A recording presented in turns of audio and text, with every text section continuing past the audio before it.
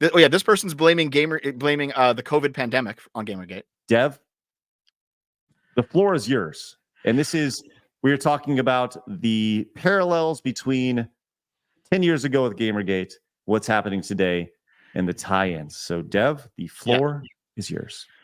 All right, time for the Dev monologue, the Dev rant. Here, you know what I'll do? I'll change my feed so that you can see what I'm looking at, so I can show you examples of what's going on. Okay? Yeah, sounds good. That's all right. And to be clear, you did so much research for this, so yes. I want to make sure people know. You know, I think I slept maybe 2 or 3 hours last night because I was just going through all of my old files. I've got files from 10 years ago and stuff. So I wanted to make sure that I could at least provide a TLDR of Gamergate, how it's similar, and also how it connects. So I have it all here real quick. Here we are. And also, I do want to point out, last time we talked about Gamergate on your show, a lot of people got mad at me because I did a pretty poor job of it. And looking back on, I've watched it. I actually did a pretty poor job of it, to be honest.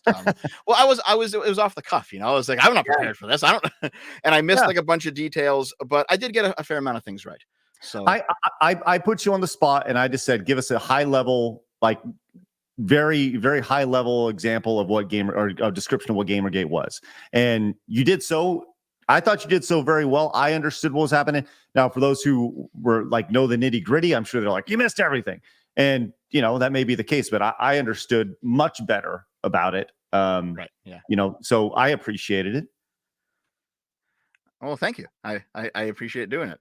I'm gonna correct a few things that I said though before, just so we're all on the same page, right? So okay. Do you mind full screening me? Yes. Okay. So, I'm really full screened. Okay. Yep. So, I'm just gonna bring up the things as I have them ready, right? So, those of you who have been part of Gamergate before, you remember this, right? I know the Melee Gamers, you guys know what this is, right? Yeah, I think so. It was so long ago, but I'm looking forward to the refresh here. Yeah, so this is the Zoe post, all right? So that's it. Yeah. All right, I want to get you full screen. Sorry. Okay. I'll get you there in a second. Okay, hold on. The good old five guys that kicked it all off. Yeah, can we mention Alec as well if we're going to talk about Zoe, because I think it's really important to also mention that. Yeah, I have him in here as well. To self-delete, so yep. Let's make sure rest in peace to him. Yep. So this story gets fucking dark, man. But yeah, it does. Yeah. So I have the Zoe post up, and this is August 16th, 2014. Zoe Quinn was an indie game dev. She dated Aaron Joni for 6 months. And this is just, it's still up on WordPress. You can go read this for yourself, right? It's all here. And he outlines their relationship, all the drama that happened in their relationship.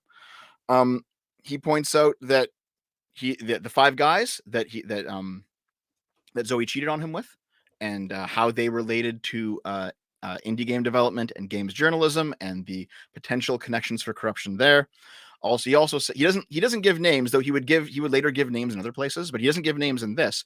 That there was actually several hundred people that she cheated on him with, which is a ridiculous number to think about. Several hundred people. And so the most important one initially was the fact of the five guys is that Zoe cheated on Aaron with Nathan Grayson, right? So here's the five guys, right? I think this is a thumbnail for one of Mr. Medicare's old videos, right? So these were the five guys, and these were all people who were influential in their scene. They all had some sort of professional connection to Zoe Quinn that was undisclosed while she was having sex with them, right? The most important one initially is this guy in the middle here. I'm sorry to interrupt. Was he doing this all like at the same time, like just going from one guy to the next and just borking them? Like what? Like over the course of the 6 months, she was just having a whole bunch of one night stands with a ton of people. Yeah, really good girl right there. Really high class. Yeah. So the most important one was Nathan Grayson, this guy in the middle here. And is this the? Yes, it is. So the reason that Nathan Grayson was initially important is because he wrote this article on March 31st, which was before Gamergate. It was several months before Gamergate, the indie game reality TV show that went to hell. And he's reporting on a game jam that Zoe Quinn was a part of. And actually, JonTron was present at this game jam as well, and he came out right experiences. Yeah. So the issue is that I guess real quick, for those of you who don't know, a game jam is a contest where you get together a group of people and you make a game from start to finish in a very short time frame. So like a day or a week or 2 weeks or something. And the idea is that you cloister yourself up. You just try to get something that functions. And then you have like several teams that do it, right? And then at the end of the week or whatever it is, you have a panel of judges that judge the games. And it's like a fun little thing that a lot of people have been doing for over a decade now. So there was a game jam, literally titled Game_Jam, all caps, that was some sort of corporate event that Zoe Quinn was a part of, and John Tron was there as well. And the only reporting about this event and its downfall was from Nathan Grayson. They were having sex at the time. In fact, probably even at the game jam, and it was never disclosed. All right. And the issue ultimately is that the guy who put on this game jam actually lost a bunch of money. And it does seem like, looking back at it now, that Zoe Quinn intentionally tanked it because she was setting up her own game jam. And this was a way to get rid of competition, right? That's a bit conspiratorial, but that is how it looks from the outside. The issue, though, is that if there really was money changing hands and she really did do something untoward, the fact that only someone that she was having sex with was reporting on it, that's a big ethical no-no. So what happens is, this is the copyright strike that Zoe Quinn filed against the YouTuber Mundane Matt, because Mundane Matt had to talk about the Zoe post, and she wanted to get out ahead of the story, so she filed a DMCA. It was a false DMCA. She used the process.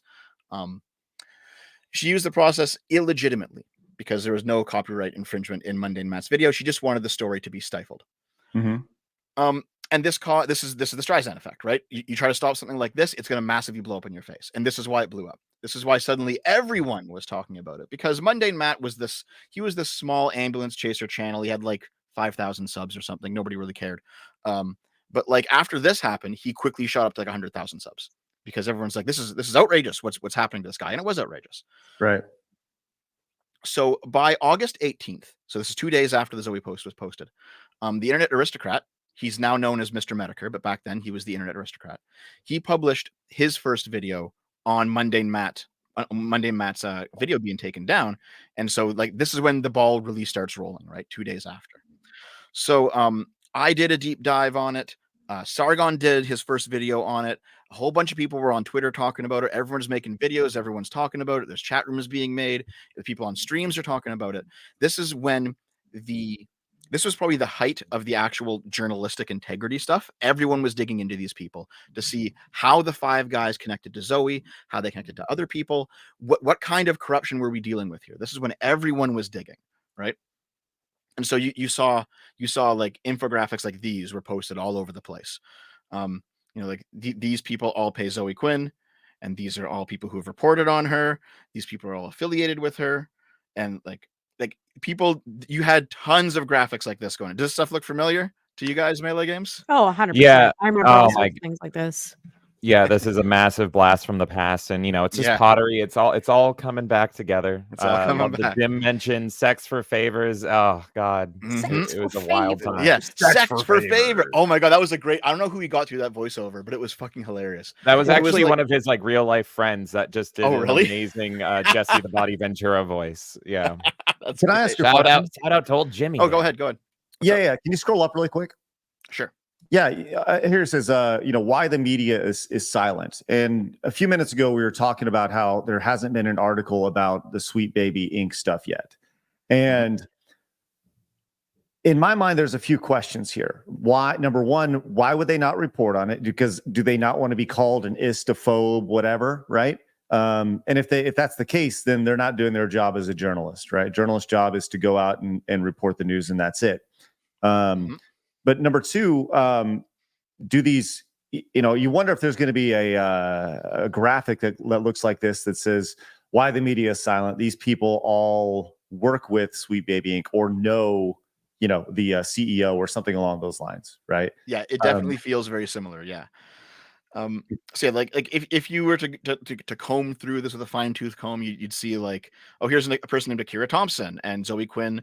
This person was supporting Zoe Quinn on on Patreon, and they also worked at Indiecade, and they won an award, and you basically, it's. I could sit here and just comb over this all day, right? Because there's so many connections and so many like little bits of corruption where very clearly somebody gave their friend a little bit of a boost or something, right? And I mean, you have to have that in an industry to some extent because people are always going to make friends and you can't always be completely objective. But Right. it snowballed and it got to a point where the entire industry became this clique. And there was no way to get in unless you were part of the club, right? Like you are expected to give your friends a bit of a bonus sometime because they're your friends. But Sure. it was too much. It became too much, basically, right? The most important one at this point was Ben Kuchera, because Ben Kuchera was the editor at Polygon at the time, and he was supporting Zoe Quinn on Patreon, and he was using his ability as the editor of Polygon to stifle people talking about this. This was the big one at the time, was Ben Kuchera. After this, you had people like Patricia Hernandez, which is another someone who wrote for both Kotaku and I think Destructoid, right? And there was connections between them. What this is an article that was published, 12 years ago or something at this point. What games taught me about having two girlfriends at once, by Patricia Hernandez. It's like, okay, I'm sure that's an article someone wants to read, right? But basically, this is now moving beyond Zoe Quinn specifically, right? Because Patricia Hernandez was a writer at Kotaku, writing articles about her relationship with her girlfriend Anna Anthropy, and also reviewing games that Anna Anthropy made using her position at Kotaku and at Destructoid. So now it's not even about Zoe Quinn anymore, because as we kept digging, we realized, oh, all of these people are doing this with each other. It's one giant clique. It's not just that Zoe Quinn's the problem. They're all doing this, right? And none of these people are talking about it. So I remember there was an analogy back in the day. I can't remember who made it, but it was pretty much like Gamergate's like if you busted like a drug den and it was just two people doing meth, and then you find out that the meth was sold to this guy who is tied to the government, and then just this huge rabbit hole that just keeps going and going and going. Yeah. So yeah, while it started with Zoe Quinn and having some Five Guys burgers and fries, then you realize this connection, and it's like, oh, the entire games journalism industry is just completely corrupt. Everyone is giving backdoor deals, sex for favors, and they all hate you, and they hate the actual gamer and everything. So I think that's where people are drawing that conclusion with Sweet Baby as well. You see Sweet Baby working in all these different companies. No one in the media is talking about it. Then you've got Weird Ghosts. You've got that Dragon Baby thing. Like, so many things are popping up. And then we're seeing some of the old guard from all this time too sneaking in. It's like they're kind of trying to. They never got banned on Twitter. Yeah, like all these people, you can search on Twitter and you can find all their tags talking to each other during Gamergate, during 2014. Like the Butts person was there. Other Butts people were there. Don't get me started on that one. Oh God, you're talking about Sarah? Yeah, exactly. Oh my God. Keep dogs away from these people, folks. Okay, listen, I don't have the Sarah Butt story in here. That's like a side story to all of this. But the TLDR is, didn't she get caught like molesting her cousin or something? I don't know the whole story there. That was it. Yeah. So these there's a lot of like Sweet Home Alabama and butt stuff in Gamergate, I have to say. Yeah. Yeah. Like a lot. Thing is, on our side of it, we were having fun with it. It was really just we were laughing at these people, pointing out these degenerate people that were just completely muddying up the industry. And it was just like, yeah, these people don't represent us. These aren't actual gamers. And it was a freaking war. Yep. Yep. It's at this point that we discovered that things did eventually loop back around to Zoe, right? So if we go back to this image here, this guy here, Robin Arnott, the guy with the red mohawk, he was a sound designer, and he worked for various companies as a sound designer, and he was also a judge at the Indiecade Game Awards show, and he was giving awards to Zoe Quinn's games while also having sex with her. Right. So it was like, oh, so all these people, this is what's going on here, is that like it's positive coverage from the press, it's awards given out, there's money changing hands there, and it's a giant clique, and you're not in it, basically, is what's happening here. So what people don't remember about Gamergate is that, I'll go to this one now, is that there actually was an early win, right? So this was August 26th, so like a week and change after the Zoe post. Steven Zitsillo. Yes. All right. Yep. He came out a hack one time. he is kind of a hack, to be honest. But there was actually an early Gamergate win at this point because both Kotaku and Polygon updated their codes of ethics to demand that all of these connections be made public, and they also banned their reporters from financially contributing to developers on Patreon. Okay. And I think he says at some point here, yeah, this last week has been, if nothing else, a good warning to all of us about the pitfalls of cliquishness in the indie dev scene and among the reporters who cover it. It's like, well, that's a fucking understatement, isn't it? But you know, to give them credit where it's due, they actually did do this. The reaction to the people who are in the clique to this news was actually it was very bad, right? So I found two examples just right off the top. This is one guy like, Kotaku, are you kidding me right now? Like, really, is this a prank? What happened now? They're instating a policy disallowing contributors from donating to developers' Patreons. And it's like, isn't that how it should be? Like, if you're at the very least, shouldn't you be disclosing the fact that you donate to a person that you're writing an article about? Well, well, 100%. And then the idea that if you're going to, it's just, it's the same with any of this stuff, right? If I think about like if we were a podcast, like if I was to, it goes, okay. What was the whole thing with Logan Paul several years ago where he launched some sort of like crypto thing, but he didn't disclose that it was his company or something, or something along those lines where maybe it wasn't. I vaguely remember this, yeah. Yeah, yep. But like you need to disclose these things. You can't just be like, well, look at this, look at this thing that I found. And by the way, it's slimy, it's gross. And you see this with politicians. You see this with it's funny because I was not aware of this happening when this was going on, right? And people say, how the hell were you not involved in this? I've talked about this before. Like, I had my head down. I had my head in the sand, worried about how to grow my YouTube channel at the time and how to make sure that the 10, 11, 12 employees that I had at the time were, going to get their paychecks. And I just sold my company and I was trying to do my best to look good for the people who bought our company, right? So this was so far off my radar. I didn't even know. I just heard Gamergate on the periphery. But I will say this, man. The cliquishness of the video game industry is so apparent. And I understand the idea, well, I want to do good for my friends. I want to put them in a better spot. Like, life is about relationships. I get it, right? But you shouldn't write a good article because somebody sucked your dick. Like, that's really fucked up. Yeah. That's really fucked up. Uh-huh. Sorry. I completely agree, it's astonishing to me. Like, to actually, I feel like I'm with three grizzled vets here on my stream. Yeah. But Craig, you weren't alone. Like, it was really hard to get the news, like, to people like you that were established and everything. I want to do a shout out and a big rest in peace to TotalBiscuit that gave like a huge, like, he actually listened to us and was like, he was the king of ethics. And like, in my opinion, he was the best video game critic of all time. And he had a lot of fans, both right wing and left wing and all this stuff. And he said, yeah, there is a problem with ethics in the games industry and this is wrong and you should disclose all this stuff. And he got a huge amount of backlash just for hearing us out back in the day. Remember, JonTron got a ton of shit back in the day. So if you even like listened to what we were saying on Twitter, because this was mainly a Twitter, a little bit of Reddit, a little bit of Pull and V, it was just this whole internet clique here that we were just like saying, hey, this has to stop. And if you were on the outside and you were like, well, let's listen and hear them out, you would be bombarded with fake news about us and just told we're the most evil people. We're actually, just trying to get these women this and that. And it's like, that's not true. We're talking about like, I remember like people would come up to me that I knew and they would be like, oh, I heard you're like in this Gamergate thing. So who's harassing you?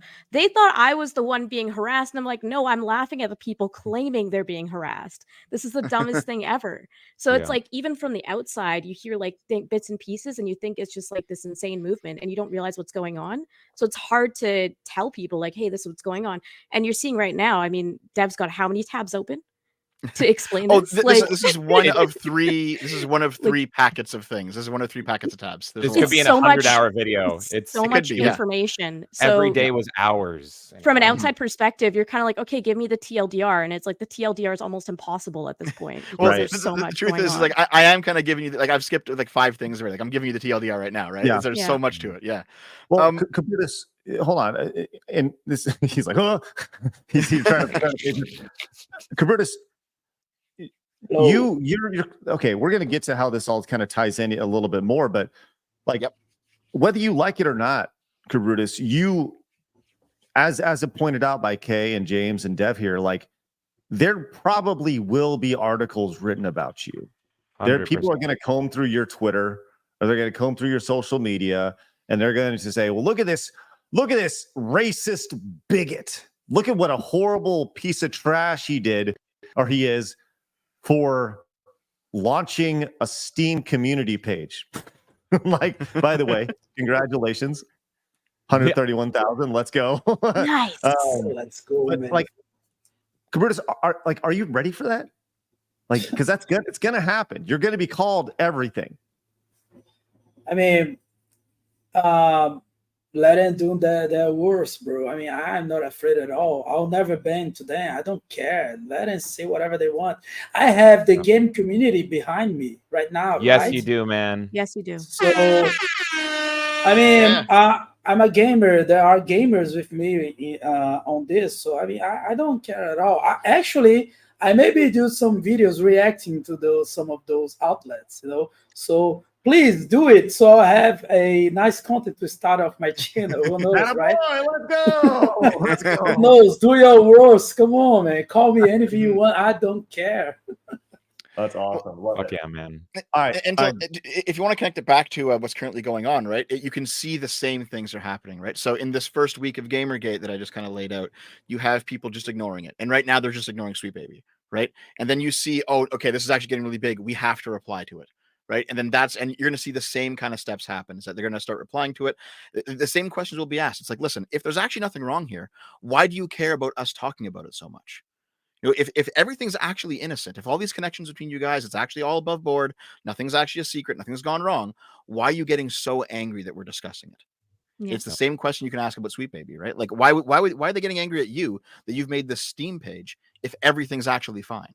Look, if Sweet Baby had confidence in what they were doing, they wouldn't be bothered by your page at all. 130,000 people are following a page that tells everyone what games they worked on. If people were actually on their side, this would help them. This would boost them. They'd be like, great, thank you for mentioning that we worked on this game. Now people are going to buy it. But they know that's not what's happening because gamers don't want this trash. So if they were confident, if they were doing the right thing, then people, like, regardless of if it says recommended or not recommended, they would be like, oh, Sweet Baby worked on this. Well, why are they saying it's not recommended? I'm going to subscribe to it. I'm going to buy it. But you're telling the truth. You're saying, I don't recommend this. This is why. This is what they're doing. And they're like, okay, well, now they're recoiling pretty much. They're afraid of the fact that you're exposing a light on them. You're not afraid if you're doing the right thing and people are supporting you. You're not afraid. Love it. Yeah. No, not at all. It should be helping them if they were doing something that people wanted. Yeah. We've seen it happen before when people get canceled and stuff, and we expose that people are getting canceled. People go in droves to support those people. If they're considering this, you're trying to cancel them, then people should be going in droves to support them. All right. I mean, all I did. I mean, they have a portfolio on their own website. You know, I'm just, you know, spreading their portfolio around the players. I mean, isn't that why they created the portfolio, to, you know, to spread the word about their work, you know, the things they do? I'm just helping them out with this, you know. That's how I'm doing, right? You're just showing that they worked on it. There's nothing wrong with reviewing anything. Yeah, and then I'm giving my opinion. I do not recommend the game. That's my personal opinion. Yeah. I have the right to have one, right? So, I mean, I mean, there's really nothing wrong with what I'm doing. I am 100% fine, and I'm not afraid at all. No, not afraid of them at all. Good.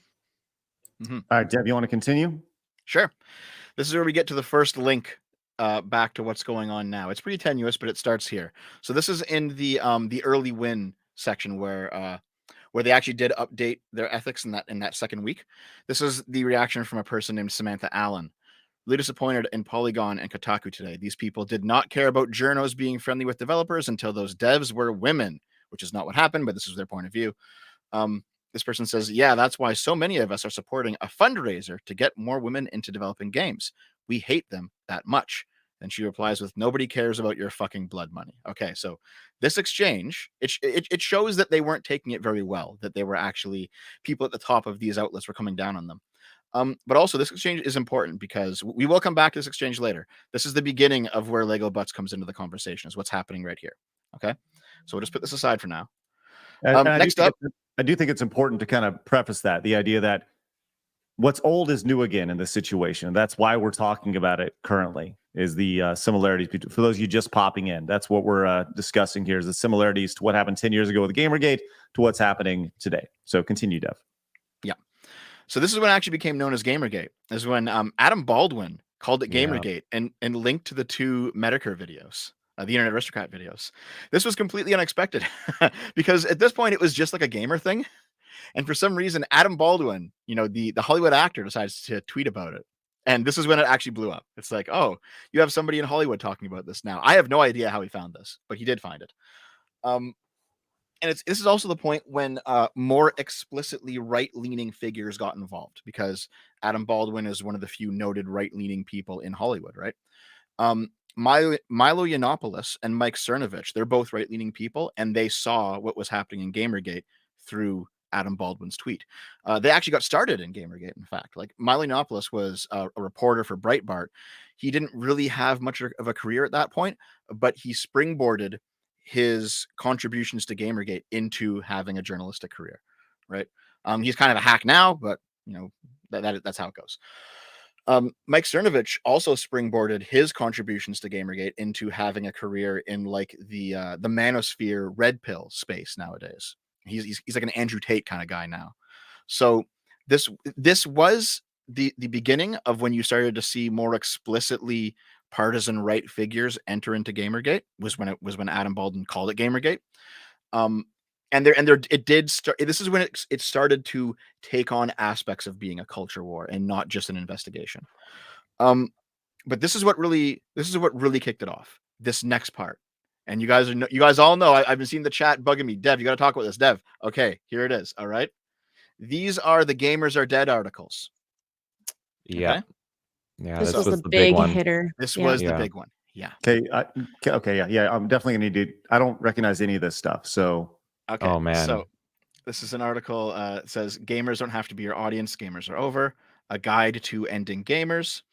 It's dangerous to go alone. Why are gamers so angry? The end of gamers. We might be witnessing the death of an identity. This one is from Luke Plunkett over at Kotaku. The death of gamers and the women who killed them. Sexism, misogyny, online attacks. It's a horrible time to consider yourself a gamer. An awful week to care about video games. Gaming is leaving gamers behind. A disheartening account of the harassment going on in gaming right now and how Adam Baldwin is involved. Misogynistic trolls drive feminist video game critic from her home. It's all the same stuff. Okay. Much, right. And these are all coordinated and like they all dropped within days. Yeah, if not days.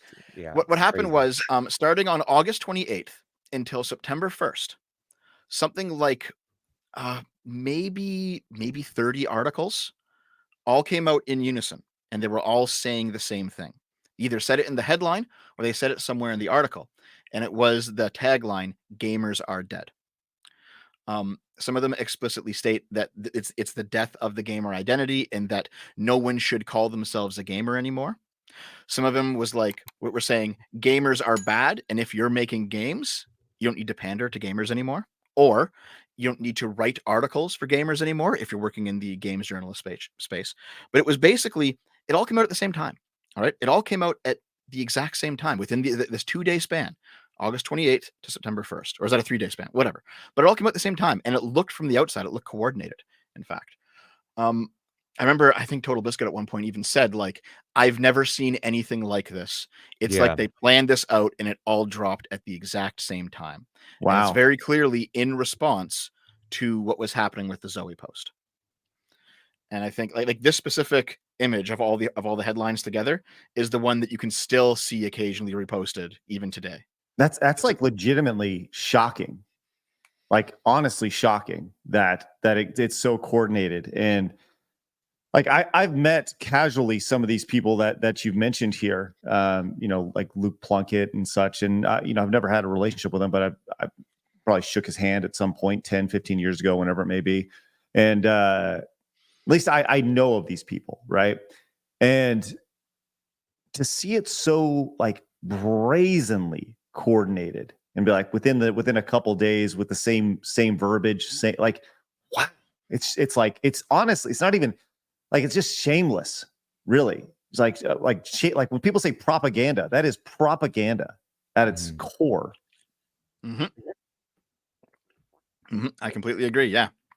And actually, we do get into a little bit later how they did this, right? Because there was actually a private group chat.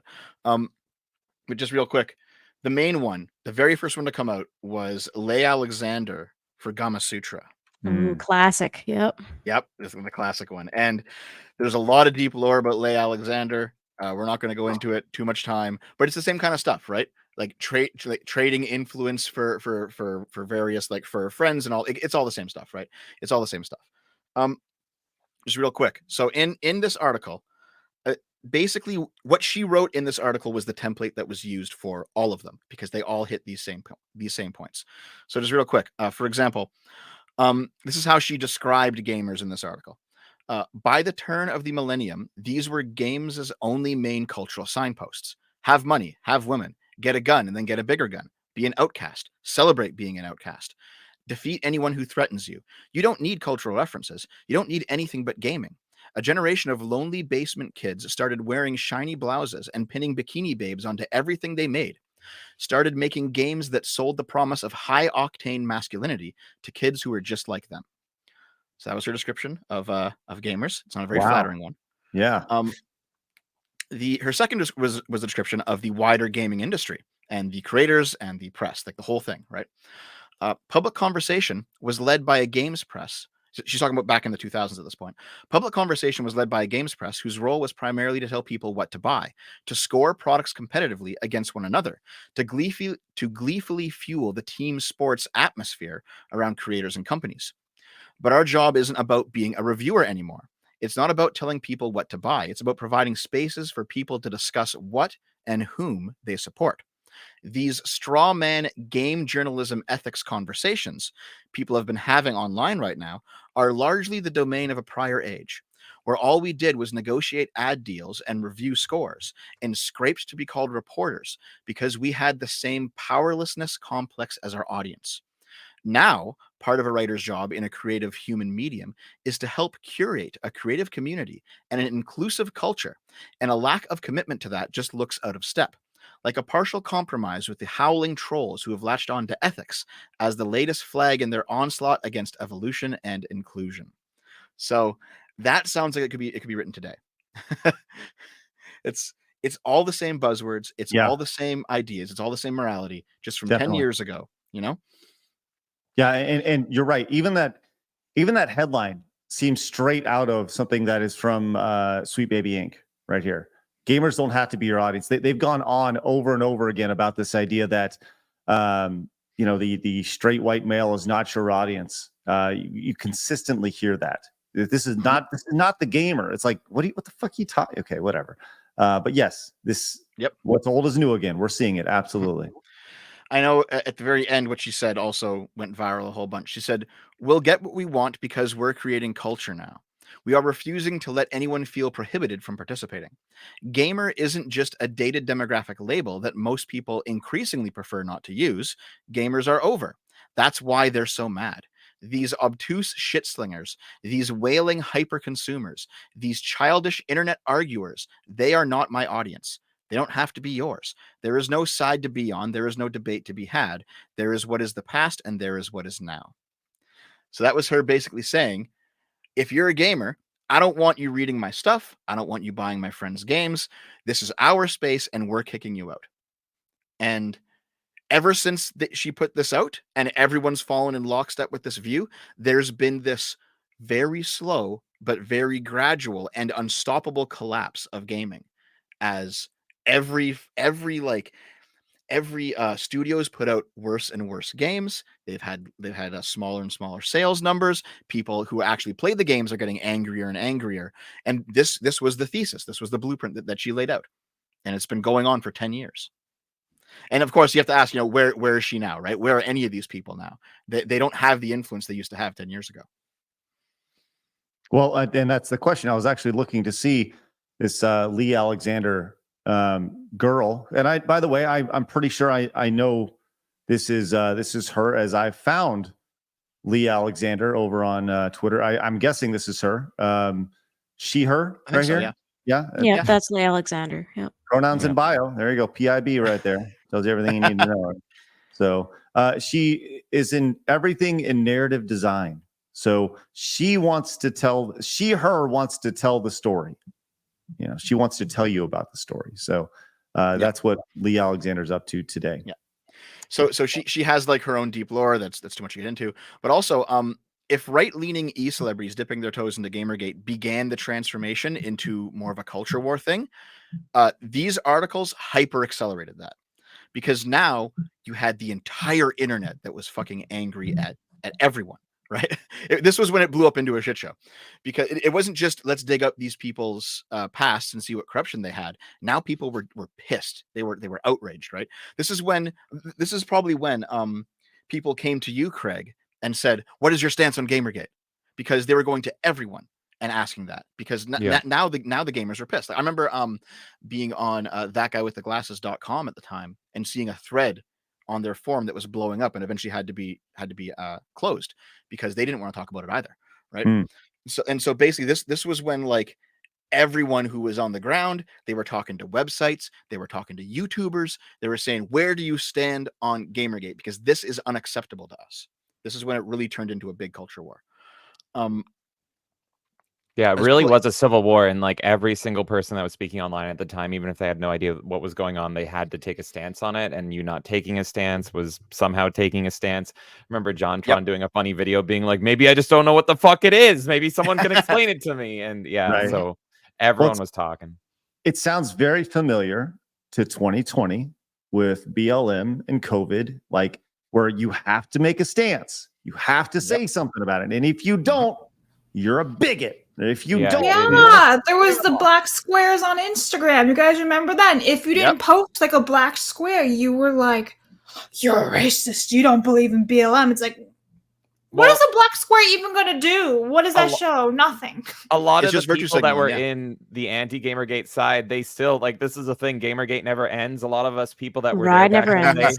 the ride never ends, and they will tie like ends. Trump to Gamergate. They'll tie like on like capital stuff to game, like everything all comes back to Gamergate, and it's just like you just wanted to play games. We just want to be left alone and play games. Yeah. Oh god, like if you want to go really hardcore edgy, there's like a poll meme where Pepe the Frog is in a Nazi uniform.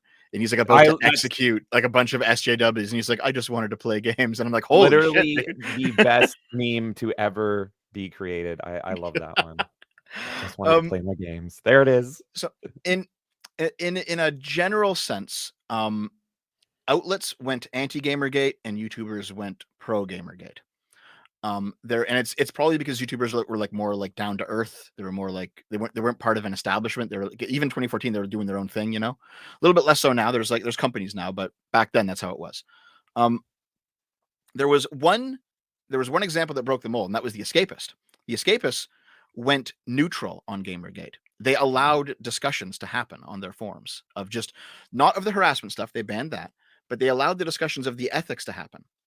And for that, the anti-Gamergate people came after the Escapist.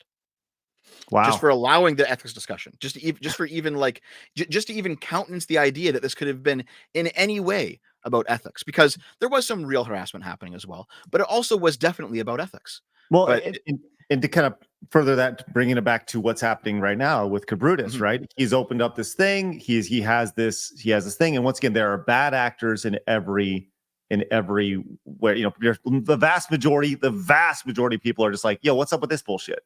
Right? And then there's people who take it to the extreme, right? And to be clear, whether it was back then or right now, don't be fucking asshats and take this to the extreme, right? Like, don't be the bad actor. Don't be the people who want to do bad things, hurt these people. Like, don't be that. Be better than that.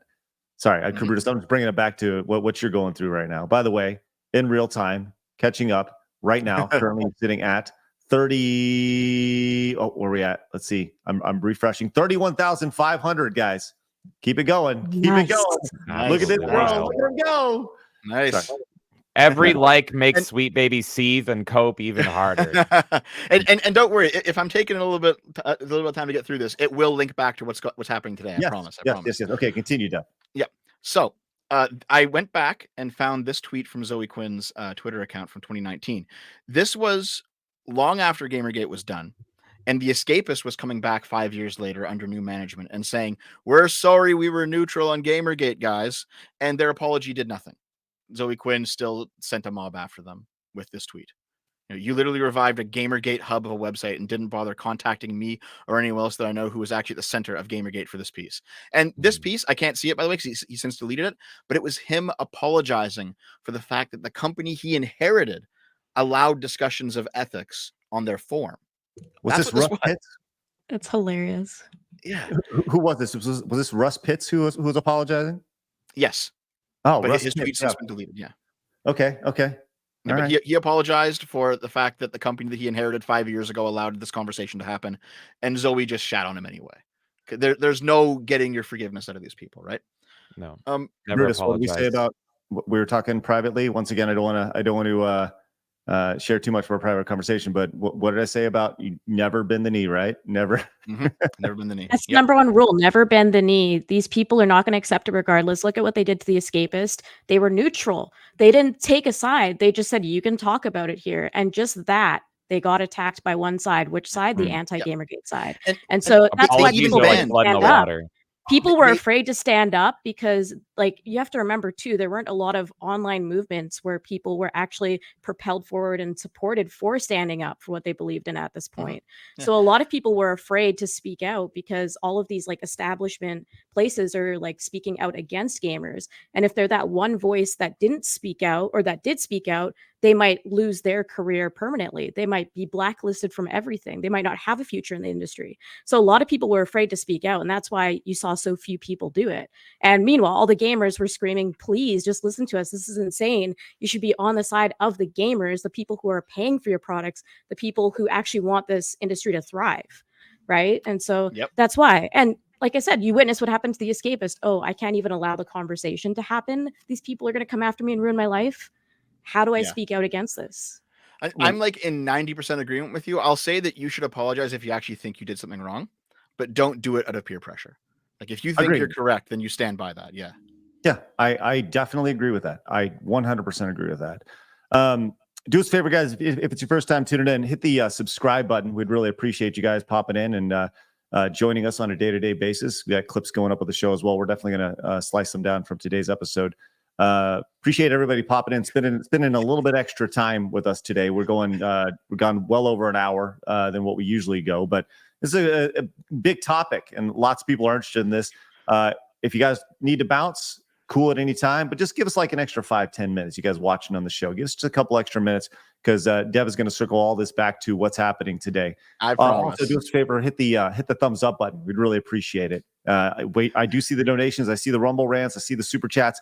I will get to every single one of them before we leave today, which sounds like it's going to be a little bit. So, but once again, Blabs, if you need to bounce at any time, get up and stretch. By all means, you go and do that. Okay. And same with you, Cabrutus. If you need to leave at any time, you guys can roll. So cool. you could cut this up and call it like SFO explains Gamergate to Craig again. 2.0. Exactly. Yeah. And you just be going like, wow. Ooh. All right, continue. So you guys mentioned TotalBiscuit. I have a little bit of stuff on TotalBiscuit here, right? So this was TotalBiscuit exclaiming, "I've seen more than 10 articles all coming out within an hour or two of each other." It was like an embargo breaking, right? This is when the Gamers Are Dead articles came out, and TotalBiscuit was really TotalBiscuit, JonTron, and Boogie2988. They were the big YouTubers who were talking about this, and in fact, there was a stream with these guys. I was there. Sargon was there. Mr. Medicare was there. I think Mundane Matt tried to get in, but he wasn't in time. But there was a stream where we were just talking about, we were just shooting the shit and talking about all the things that were happening, you know? It was wild to be in the same call as these guys because they were all way bigger than me, but we were all doing videos on it. You want me to get Boogie on right now? Do you have him on the phone? I can get Boogie on for sure. You want me to get Boogie on to give us experience about Gamergate? I don't know if he wants to talk about it nowadays. I think his politics have Yeah. shifted in the past 10 years. Yeah, Okay. Boogie, yeah, he was going for on the ethical side of things, and then because there was like two sides to Gamergate for sure, as you've been saying, and so as the other side of it, like I love both sides because I like to get in the mud and get in the dirt on things, but as the other side of it, the culture war side of it started to take over, he kind of got upset and backed away. But hey, if he Yeah. wants to talk, I'm Yeah. down to talk. Okay, I'll DM him, see if he wants to get involved. Okay, I'm sorry. Continue, Jeff. Sure. So, I mean, you had examples of these people shitting on TotalBiscuit back then. People even making fun of him having cancer and lay out example liking Yes. the tweet, shit like this. You have people, right after he died, these people started publishing articles about his involvement in Gamergate. Like before the guy's corpse was cold. This was within a week of his death. And A what do you bunch of them think this published is gonna articles. do to us? Like, I remember, like, man, you're making me mad reminding me about this shit, man. And because Same I had here. so much love and respect for Total Yeah. Biscuit, I completely forgot about this, and I'm getting mad 10 years later. Like, This the is man 2018, literally yeah. was just talking about wanting ethics in games and wanting you to like disclose like backdoor deals and all this stuff. And then he passes away sadly due to cancer, and immediately articles are coming out spitting like on his grave. Just Yeah. what do you think we're gonna do? Just be like, okay, you guys win. It's like, no, this just made it go on and on and on, and it kept the fires kept getting stoked. It was insane. This was 2018, so this is when the progressives had a lot more power online. Like 2018 to like 2021 was like the peak of their power online. So this was they were coming into their power at this point, and so a whole bunch of articles came out shitting on TotalBiscuit right after he died for his participation in Gamergate, which was fucking unhinged. Insane.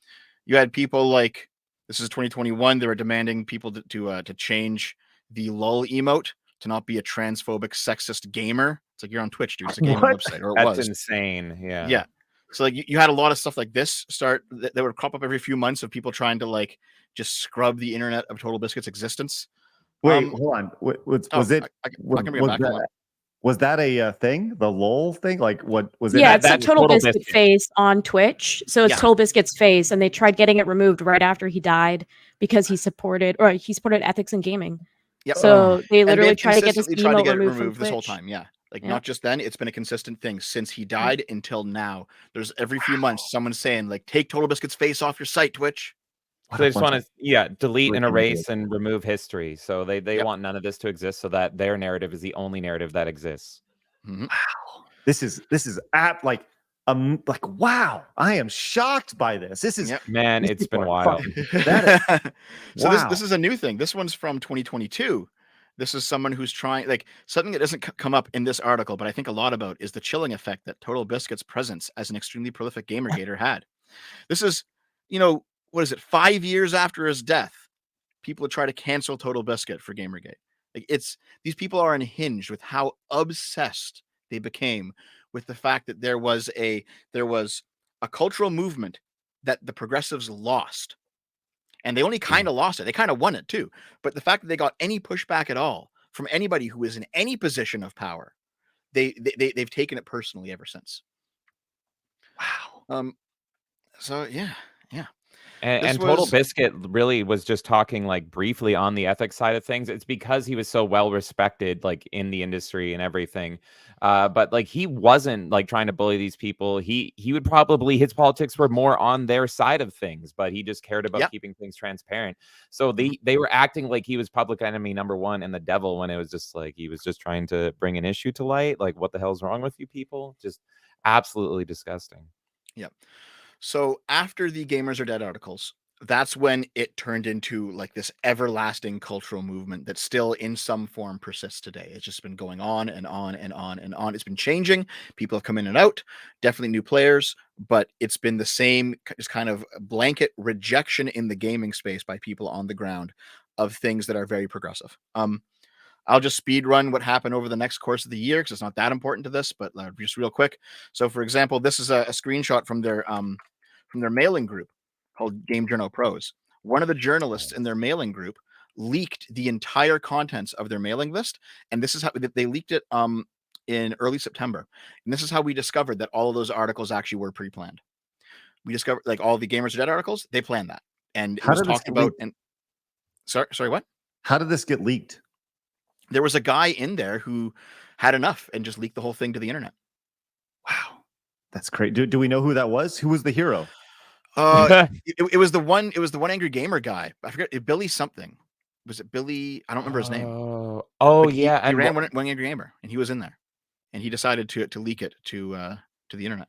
yeah, So one he angry was gamer he was was the great while dude, it was he was the dude he's that great. he was the whistleblower on all the Yep, on all the he was a nonsense. whistleblower. So what we learned from their private group here is that they did in fact collude to release all those articles at once, and we learned that they were pushing out specific people that they didn't want to be in the clique. So if there was a guy making a game, and they would all talk about it in this group and say, we shouldn't promote this guy's game. I don't think we like this guy. And so all of the websites would refuse to publish articles about this upcoming game. Right. And this is how they use this group to control entry into the indie gaming space. So we got a bunch of information from this leak, like way more than we could ever talk about in one stream. Also, a few months later, there was the Gamergate Law and Order SVU episode. Oh my God, yes. Yep. Starring Logan Paul. We talked about him earlier, but he's back. Logan Paul got shot by Ice-T. He was a Gamergater who kidnapped a Zoe Quinn stand-in and got gunned down for it. This was peak, Craig. This If you was haven't definitely seen peak. this was the funniest thing to you should ever go back and watch the happen. episode. My Wait, sights what? are still in orbit. This Yep. this isn't real, right? This is not real. 100% This is real. real. This is 100% our real. reality. Yeah. So there was an episode of Law and Order SVU, maybe in the January after Gamergate started, where the story is basically there's a bunch of angry gamers that were pissed that there was a woman making her own video game. So they form a terrorist group. They kidnap her. They beat her. It's implied they rape her. They have like storehouses around New York City. They're going around. The cops are chasing them down. And then eventually there's this first person shootout where like Logan Paul's perspective turns into an FPS because he's losing his mind, I guess. And he like holds a police officer up from his first person perspective, and he gets blown away by Ice-T. Wait. When you say first person perspective, do you mean like in a video game? Like you Like see you it remember on the his Doom eyes? movie when it's It looks like it's the Doom camera movie? and you Like see in the the gun? game? It looks like the Doom Yeah. movie, yeah.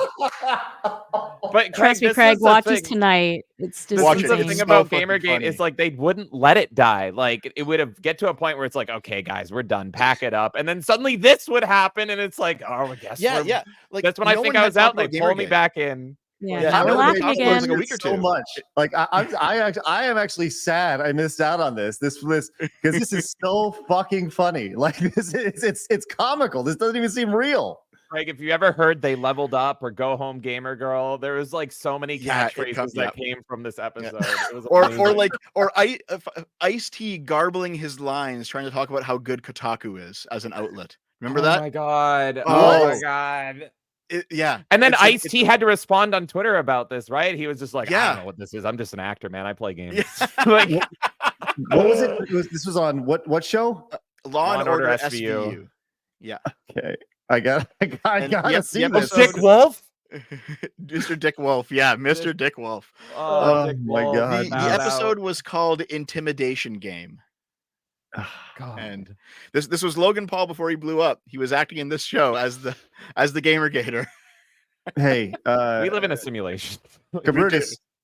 Hey, I want to let you know that soon Logan Paul will be starting in a Law and Order SVU episode as you, which will be great. I nominate Kevin Owens. I nominate That's Kevin me. Owens. He's funny in a looking Portuguese forward- accent.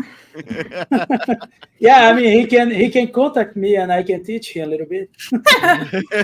And then we can accuse them of cultural appropriation. Mm. Because you're not. You know. Yeah, All I So, was doing was starting a Steam group. That's all I was doing. Yeah. I swear, that's all I was doing.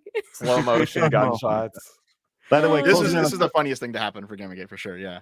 Yeah. closing in on 132,000 followers over on. Nice. Let's Sweet Baby. go. Nice. I feel like I need to have a Sweet Baby Inc. detected like a counter stream on our Yeah. channel just to have it going. I think that'd be pretty good. Maybe I'll do that later on for you, Cabrutus. It'll be good. that'll be awesome, man. Do it, please. Do it. All right. Let's go and continue, Dev. I'm sorry. Yep. Oh, no problem. If it sounds like I'm distracted, it's because I'm watching Law and Order SVU Gamergate in the background. I gotta see him get shot. I gotta see it. Oh my god. All right. Continue. I'm So, sorry. Yes. after that, there was the Society of Professional Journalists had a panel discussing the ethics. It got to that point where like the Society of Professional Journalists wanted to get in on this. They invited everyone who was part of Gamergate. None of the antis wanted to show up because they didn't want to legitimize the discussion. Yes. None of them would show up. But so they got a panel of pro Gamergate people on this side and a panel of neutral Gamergate people on this side because none of the antis wanted to show up.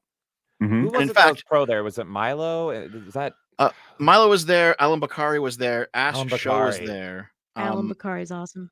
Yeah, shout out him. I hope he's doing good. I forget the other people. I know Oliver was there. Oh my god, that's a name I haven't heard in a long time. Oliver Well, here's the thing, Kennedy. like Oliver kind of went like lefty after Gamergate was done. You know, like people kind of went their own separate ways, right? Like I know, like she. Well, that's the thing is like more pro left or anti, and- like all these people like still exist and they're all doing things like you mentioned with Mike Cernovich and all that stuff. Like, yeah. Well, that was the interesting guys. thing is that This wasn't a war where people got, you know, like they got Law and Like, Ordered he- SVU'd. We all lived. we all lived through survived. it. We're Gamergate guys. survivors. I you actually found it? have the promo for it. 14-second promo for it. Let's go watch this really quick. gonna love it, And Craig. Yeah. I watched about 10 seconds of this, almost all of it, but the amount of like gamer buzzwords that are used in this is spectacular. Here we go. Game on, NYPD. Where's that coming from? Next Wednesday, ripped from the headlines. This is a game to them. What's the next level?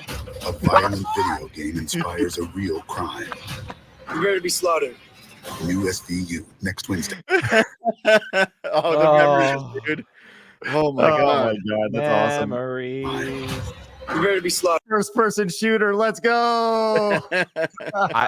I'm loving living vicariously through Craig hearing this all for the first time. Like this Yeah, is like this is actually really fun. weirdly Yeah, this is wholesome in new. a way.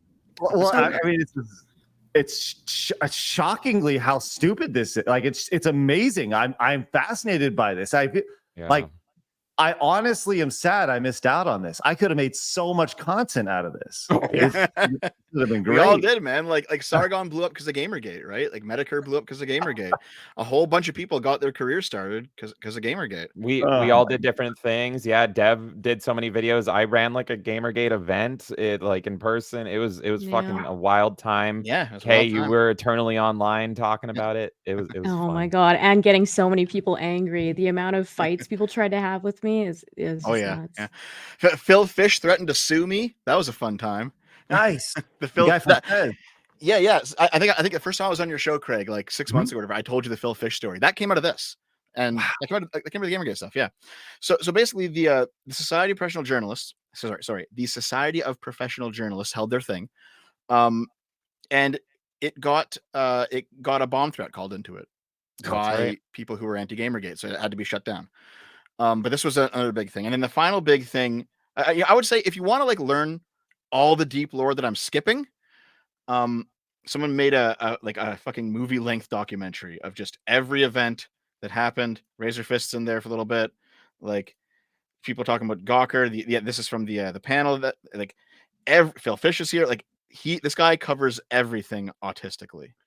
All Super the way quick, through. by the way, Polytron is listed as a client on Sweet Baby. So Phil Fish still exists in some way. These people Wow. don't go away. That's the thing. Yep. I got a question for Blabs. Blab, you're hearing all this like me. Mostly, I heard little rumblings, Gamergate from the, but like you're stepping into the deep end. You've been tossed off the high dive, and you're Yeah. straight in. When this was happening, I was in high school. I didn't pay attention to this stuff. I didn't know anything about it. What do you think of all this, though? Like you hearing this for the first It's time. very. I think, as Dev was saying, that it takes.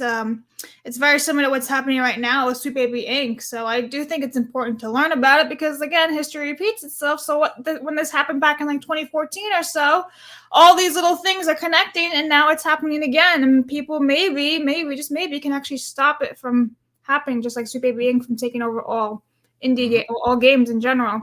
So.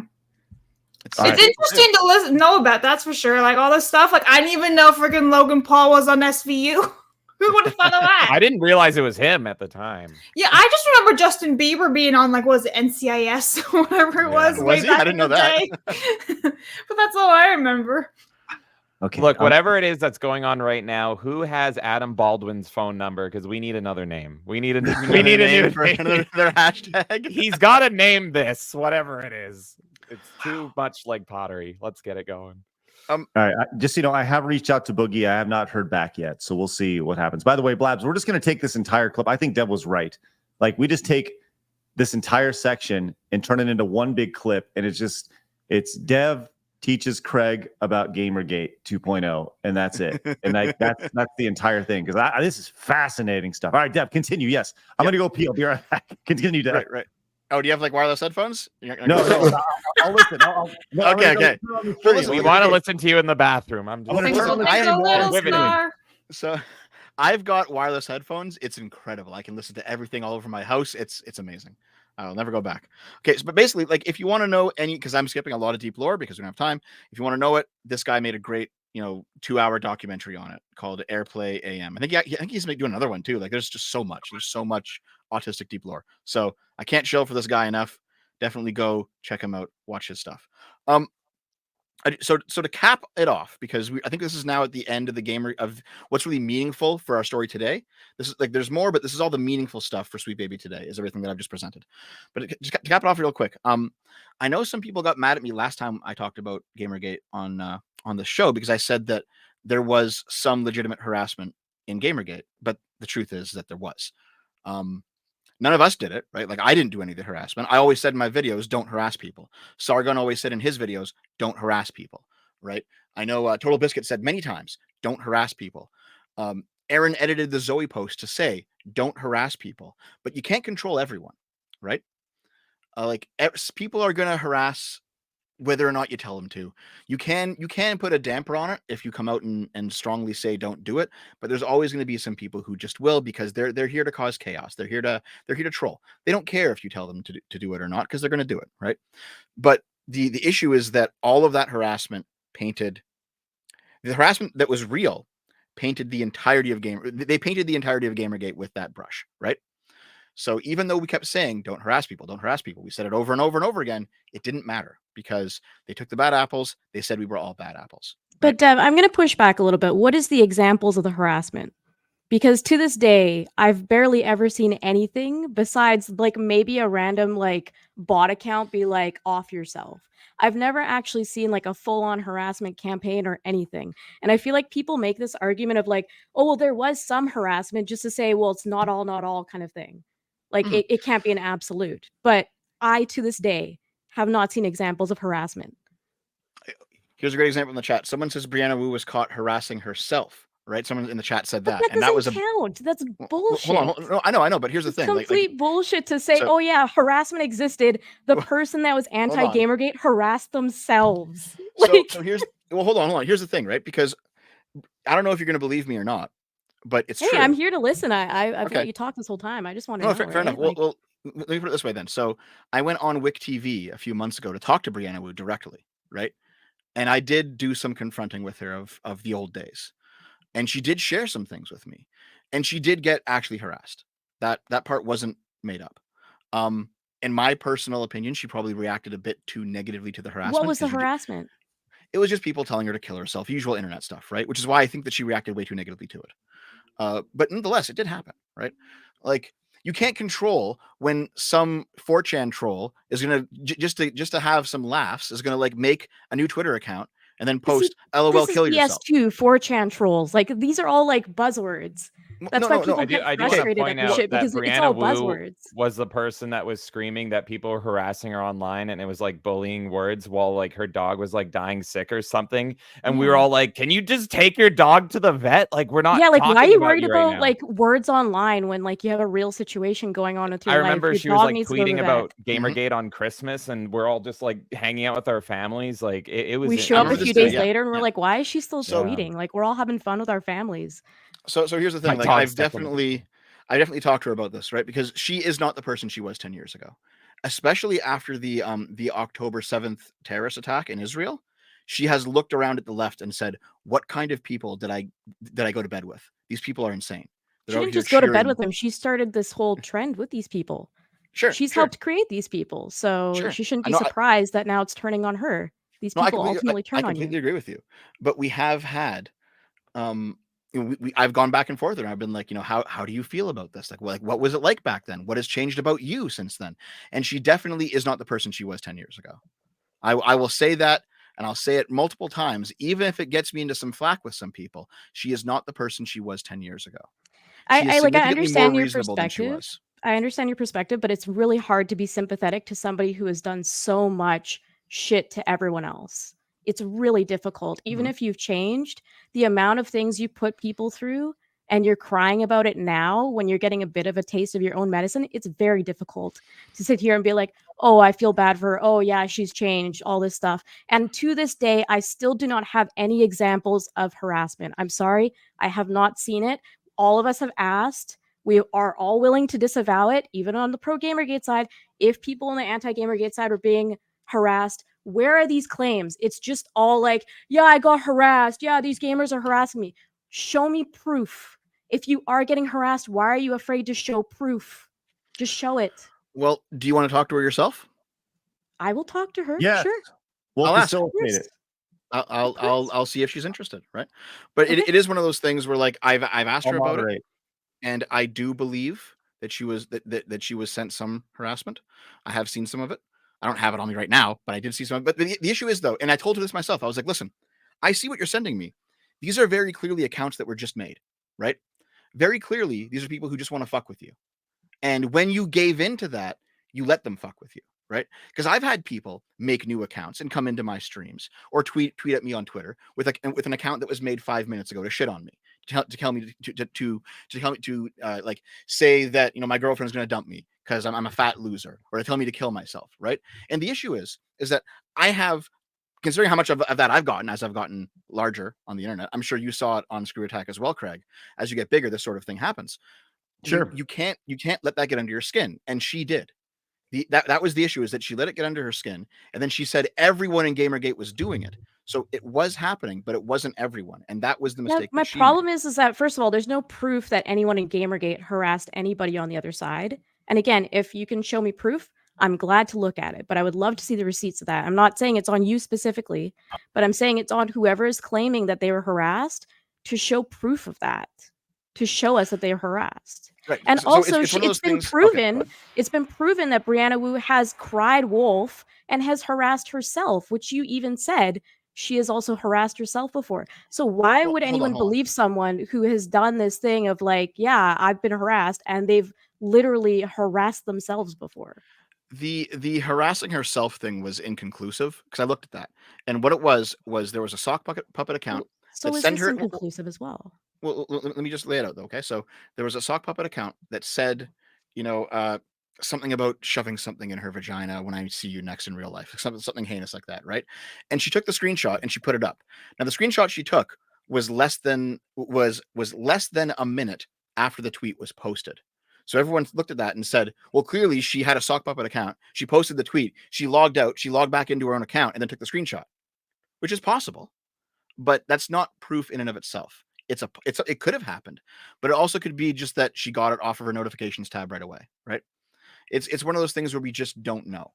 I wouldn't put I it just past. find Well, it, here, yeah, I I don't wouldn't know. put it past her back then, right? Like when I tell you that she's not the person now that she was then, she was insane 10 years ago. I am not vouching for Brianna Wu 10 years ago. I am not. I will not. She could have done that for sure, but she doesn't seem like that kind of person now to me. Well, I let's table that, because Sure. Kay, you obviously have a lot to say, right? And I think we should facilitate that conversation. I think that'd be really interesting. man. I will serve as the moderator of it to keep things nice and calm, because I got no. Well, I like you guys more than I like her, but That's fair. yeah. I want to see, like, the thing is, people always cry wolf online, and you know what? I will come from this little perspective here. As a female on the internet, guess what? That shit's gonna fucking happen. You're gonna have people make fun of your looks or whatever. And no matter what side you're talking on, it's gonna fucking happen. It's the internet, okay? Running So with these scissors people all are day long. crying. Yeah, literally running with scissors. If we won't have time to talk about that today, Yeah, but we like, won't I'm have sure Yeah. we can, but I'm just saying, like, but these people cry harassment over small things, but they never show proof or anything of it. And then they just continue to piggyback off that. And then they use that to invalidate people who are pointing out legitimate things. So now we have to sit 100%. here and be like, oh yeah, well there was some harassment by Gamergate. Show me the fucking proof. Show it to me. Stop All right. crying about it. Stop pretending it's a thing. Show it to me. Let's I don't believe you until I see it. let's bring it back on. By the way, Cabrutus, do you remember were you around for any of this when this was going on? Do you remember any of this stuff with Gamergate the first time around 10 years ago?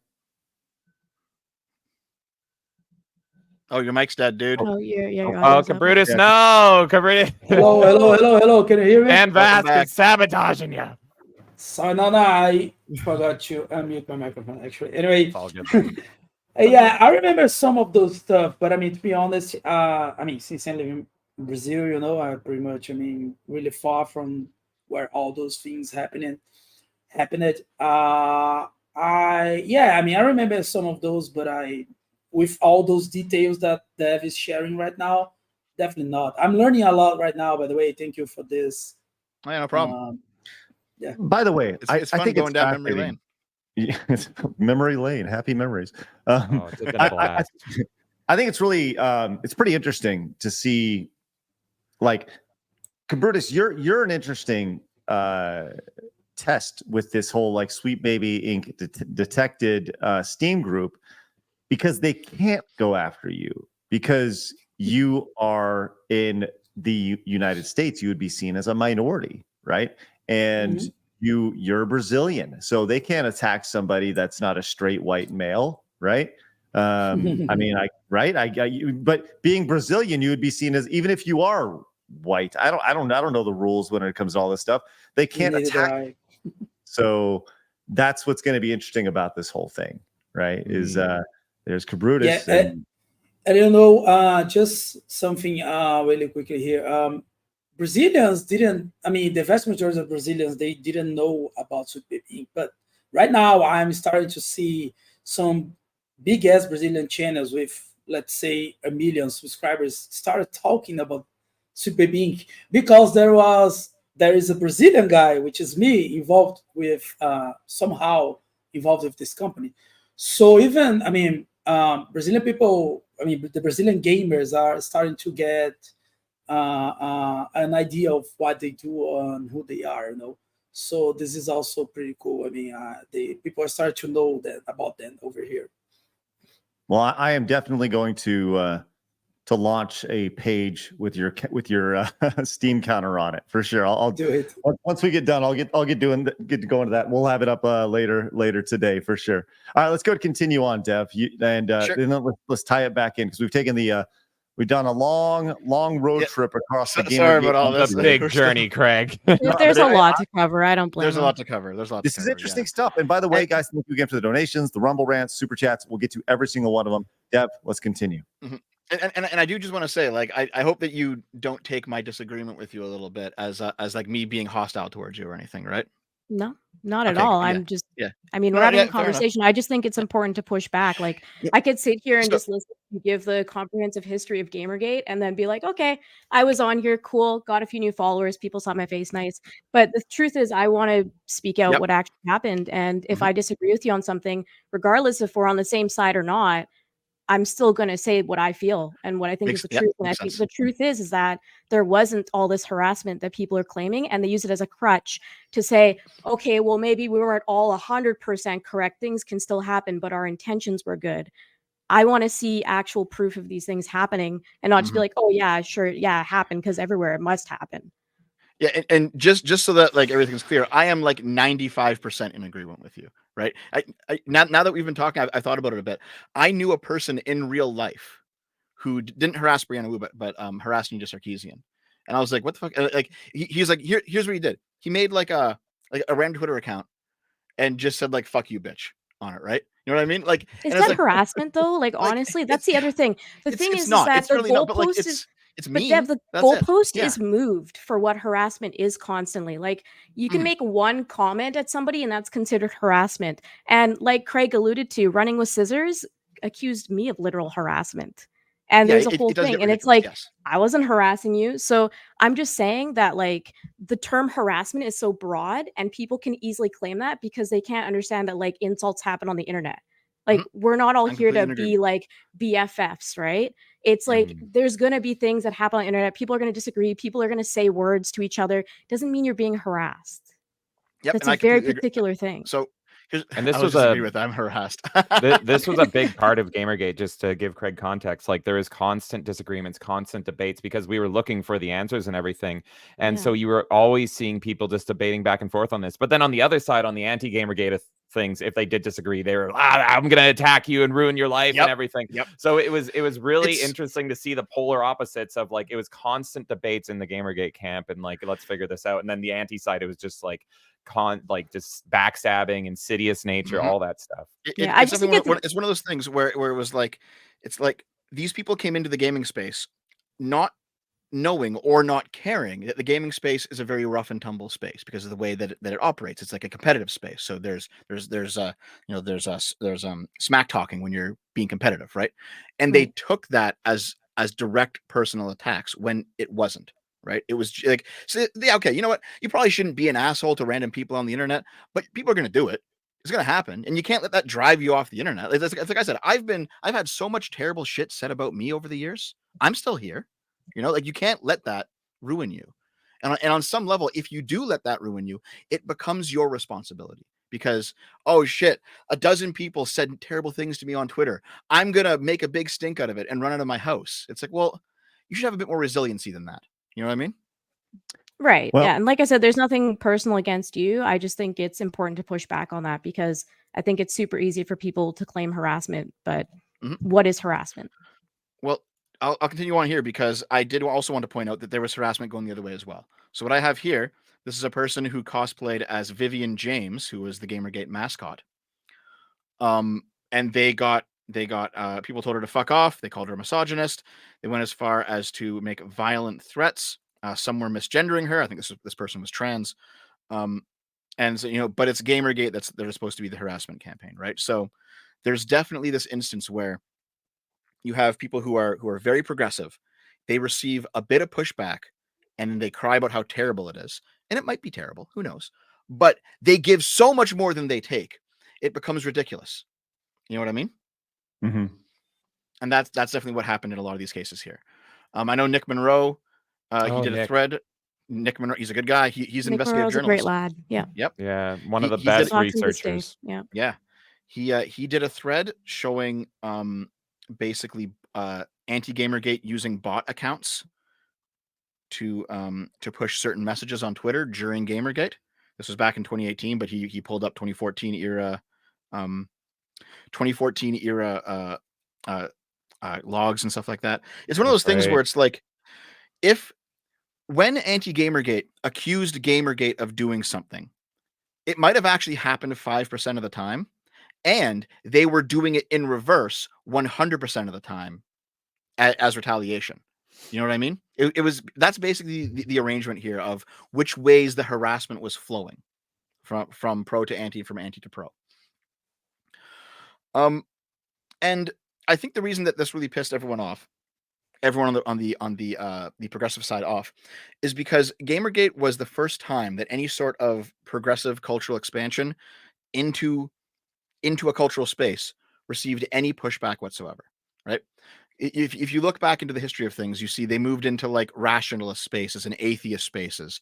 They turned those places towards progressive politics. It became like atheism plus. Everyone talks about atheism plus, where it's like atheism, but also progressive politics. And it's like, well, you don't have to be a progressive to be an atheist, but they made it that way, right?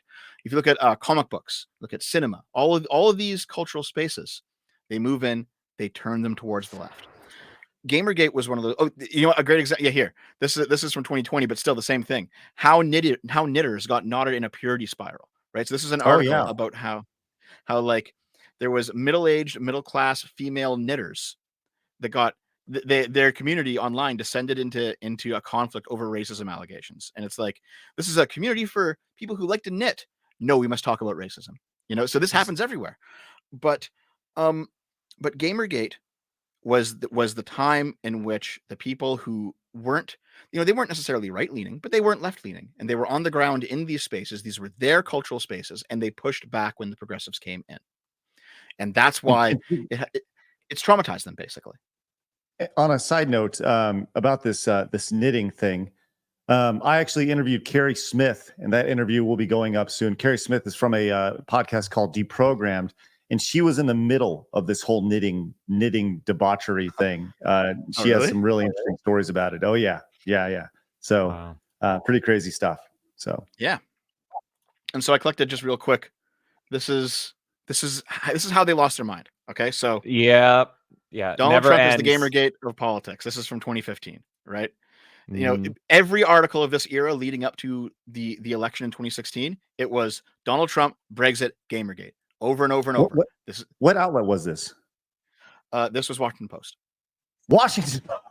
Okay. Yeah. Yeah, it escalated. It escalated. And they pretty much tied Trump to Gamergate because, like, there was one point when he just started running where he retweeted a Pepe, which was, you know, loosely tied to Gamergate and all that stuff. So they just it's like every few months they bring up Gamergate. It's the nonstop boogeyman that lives rent free in their heads. Yep. So we don't got to go over every one of these. I'm just going to speed run them for you real quick. You have despite Gamergate, inclusive video games have won and they're here to stay. This is in 2018. You know, this person here, 2018. There's a real politicized hostility to academia right now, but standards and gender studies is the new ethics in gaming journalism. And this isn't about peer review. So basically, like, ethics in gaming journalism became like, if you're trying to hold me to account, you got to be a Gamergater. Right. That became a thing for a while, right? It's still a thing in some ways. This person had a Gamergate discussion in her ethics class at her university, 2018, and she's like, I'm already having panic attacks about it. It's like, okay, dude, sure. and these people, it's a bit fucking much, isn't it? This is real shit. It's so funny. Yeah. They know that, like, they want to talk about it, but then they don't. So I've seen now lately that they'll censor the word Gamergate so that it doesn't come up in search feeds. So it's only their in-click and they're like those who know. So they want to keep the boogeyman, they want to keep the victim just to them so that we don't laugh at them again. It's absolutely insane. There's people in Sweet Baby that are still, like, you know, censoring the A's in Gamergate so that we can't find it, but we still do because we're crazy. So people like this, either they're extremely weak and they're actually having panic attacks, and which is like, well, like, you need to grow a spine here, or they're lying because this gets them clout online, right? It's one of the two. It could be either, frankly. And I wouldn't be surprised if this person actually had real panic attacks, and it's just because of the low quality of character that they are, basically. Right. Right. It's one of the two, right? So yeah, you had this person wrote their thesis for their Masters of Art in Criminology on Gamergate. Shout out Bro Bro Team. Oh my God. Yeah, he's a good guy, man. Bro Team man, pal. Bill. I don't know where he went, but he disappeared, but he's a good guy. Yeah. He still tweets every now and then, I think. And yeah, he'll do the occasional video. But yeah, he was freaking hysterical. I love that, man. So, 4 years later, doing a thesis on Gamergate. What the Covington Catholic debacle tells us about the internet today, Gamergate is everywhere. Jesus Christ. This was a whole other story about kids from the Covington school. They got into an altercation back in 2019 with some left-wing protesters that were wearing MAGA hats. People called it game. This is one of the Gamergate 2.0s. Was this? Wow. Right? I for one have so much enjoyment that there's people that are spending thousands of dollars in therapy over, like, the words I've typed on the internet. It's the funniest thing ever. Like, people are having nightmares about us. Like, are you kidding me? Rent free. Rent free.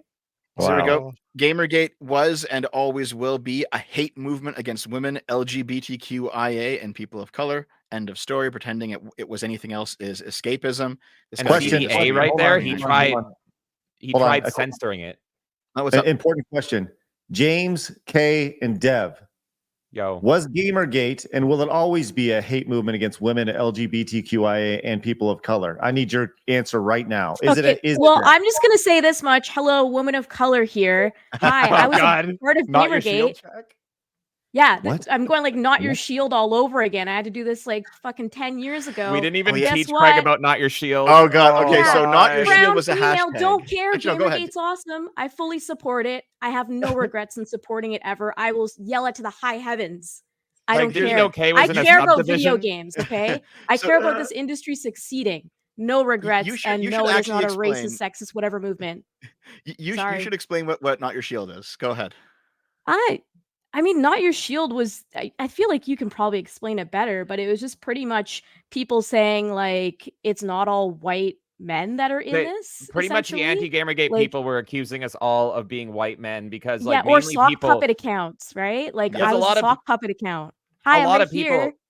Yeah, a lot of people have Yeah. issues with people being anonymous online. I totally get it. I, shout out to Jim and everyone that's anonymous online, because these people will try to ruin your life. They will go to your jobs, can confirm, and they will try to get you fired and all this shit. So sometimes being anonymous is necessary. I mean, the founding fathers were anonymous sometimes in the letters. There it they wrote. is. Not So your shield. there's not your shield. And so pretty much what happened was they were just accusing us. Well, it's all white men. It's all angry, straight white men. And you saw the Gamers Are Dead articles. They were saying that as well. So then a bunch of people that weren't actually just white men, like, hey, last I checked, you're not a white man.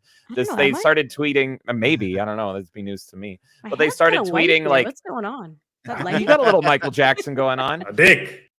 They started tweeting out, in addition, like, people were pretty much coming out of their anonymous accounts and being like, oh, hey, you're an idiot. You thought I was a white man and all that stuff. Here I am, a brown woman. And, and it showed that, like, we're actually the diverse ones that they constantly claim that they are. And it just completely sabotaged yet another narrative for them. Yeah. Yeah, See, 'cause I was never really like the YouTuber person per se during that. I had like talked to some people who were bigger YouTubers and whatever. I was more the person on Twitter digging into it, just being like, this is hilarious. But there would be times where I'd be fighting back on this. And then, of course, I have my profile picture. I was always fully my face, everything. I was never anonymous. So they would be like, oh, this is a fake account. This isn't real. There's just like a white man running this account, all this stuff. So what I would do is I would reply to that tweet and film a live video of myself laughing at them with their name. And it was like the best thing ever. I love doing it. Yeah, So, there's like they- there's a collage out there's a collage out there of people who are different colors and different genders. They're hold this collage of like, yeah, I'm part of Gamergate. I'm here too, guys. Like, I knew a lesbian who was part of it. I knew a trans woman who was part of it. It Like, had everybody. Yeah. everyone Hey, was I involved. remember you being in some of, like, people were drawing pictures, and I remember you being in one. It was wild. Yeah. Okay. It was a lot. So we've started our cross country road. We are making way. We've had we've stopped at many gas stations along the way. I've told many stories. Dev, how does this all tie in now? Right. Tie it all in to what's happening with Sorry. Sweet Baby.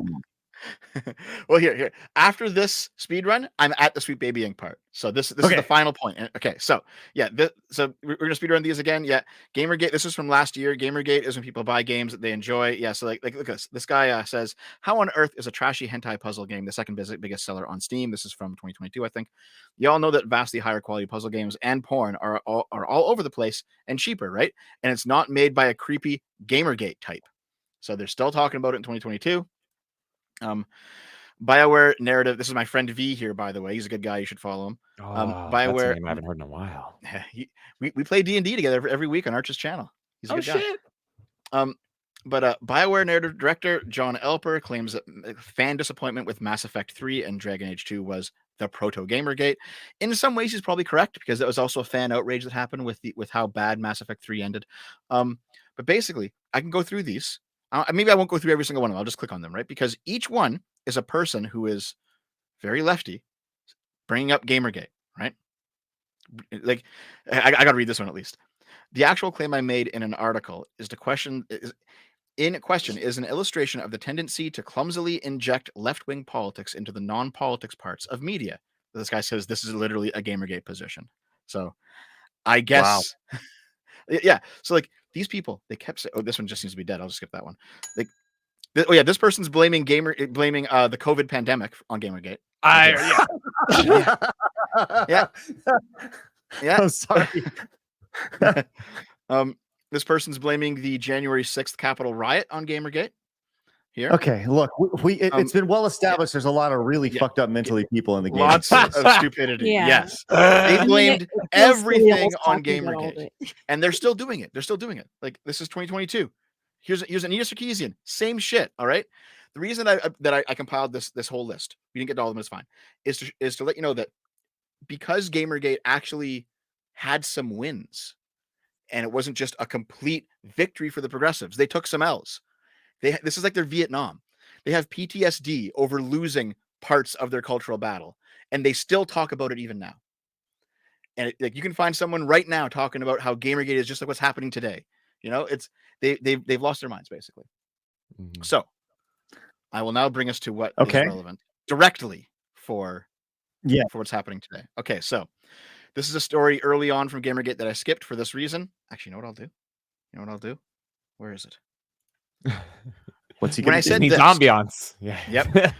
When I said this, that's why so many of us are supporting a fundraiser to get more women into developing games. We hate them. And this person replies with, nobody cares about your fucking blood money. This is what we're talking about now, is the blood money. Let's take a look at the blood money, okay? So this is the Fine Young Capitalists. I'm sure you two remember this, right? Yep. Yep. Yeah. Okay. Yeah, that's my first time hearing of this. Okay, so the Fine Young Capitalists were another game jam project happening at the same time as Zoe's game jam and as the one sabotaged game jam that Zoe sabotaged and Nathan Grayson reported on, going all the way back to the beginning, right? And this game jam was also sabotaged by Zoe Quinn around the same time. So it really does seem like she was doing her best to get competitors out of the space so that she could have her own, you know, it was supposed to be televised, I think, in fact. So this was like her big move, right? So basically Zoe decides to destroy these people because they're making a game jam. It was supposed to be like a feminist oriented game jam because it was women only, and she wants to destroy them. So they told their story on Reddit. She fucking doxed me, ruined a production for women, refused to contact us. She's currently taking money for a game jam with no start date, no location, and no judges. And they go into the story here. You can find this post very easy. This went viral a whole bunch of times. But basically, Zoe destroyed her competitors. So let's take a look at how Zoe destroyed her competitors. This is our friend Lego Butts. We're coming back around. And Pottery, folks. Yep. It all comes together. Here we are. Yep. February 28th, 2014. Does anyone have any opinions on this? TheFineYoungCapitalist.com. Zoe says, I'm not sure about this. If you're sad that women aren't making more games, why are you asking for 6 months of unpaid labor from them? That's how she spun this. It was supposed to be like a women give the Fine Young Capitalists their pitch for games that they can't make themselves, and the best pitch will be voted on, and then the Fine Young Capitalists will help them make the game. And that was how their fundraiser was supposed to go. So and Zoe's like, this is specifically for women, though? Women developers? Yes. Okay. The Fine Young Capitalists were for women developers. Okay. And Zoe saw them as like a competitor, so she spins this up, right? Lego Butts says, I like how my whole timeline is talking about this now. So these two had a lot more clout in 2014 on Twitter, and they use this clout to shine a spotlight on these people. And Zoe says, we make shit happen, you know. We blew up the site and it's returning over quota errors. How fucking appropriate. So they actually, Zoe and Lego Butts got together to to DDoS the site. And they took down the site. For those of you who don't know, DDoSing is when you have a computer set up to repeatedly ping a site to the point that it overwhelms its ability to take new traffic and the site goes down. So Zoe saw them as a threat. Lego Butts, being a very good friend and also one of the people that Zoe was sleeping with behind Aaron's back, this is all happened at the same time. They take down the site. Hold on here. What's the next one? Right. I like how a conversation between me and Lego Butts resulted in accidentally killing an exploitative startup's website. So people were pissed at them for this because it was obviously pretty ridiculous that these people are going after their competitors in this way and framing it as if it's some sort of social justice push, right? Right.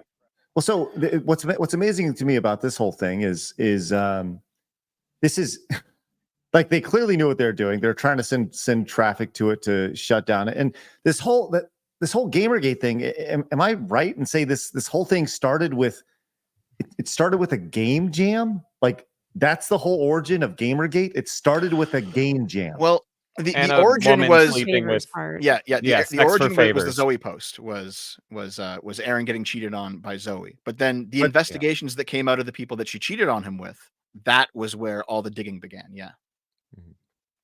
And then massive snowball from there, and now Gamergate has influenced our presidency and the entire world as we know. Yeah, and it's still being blamed to this day for literally everything that happens. Like if you trip on a sidewalk.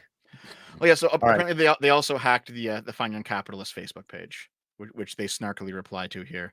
Thank you for helping me update my Facebook privacy settings.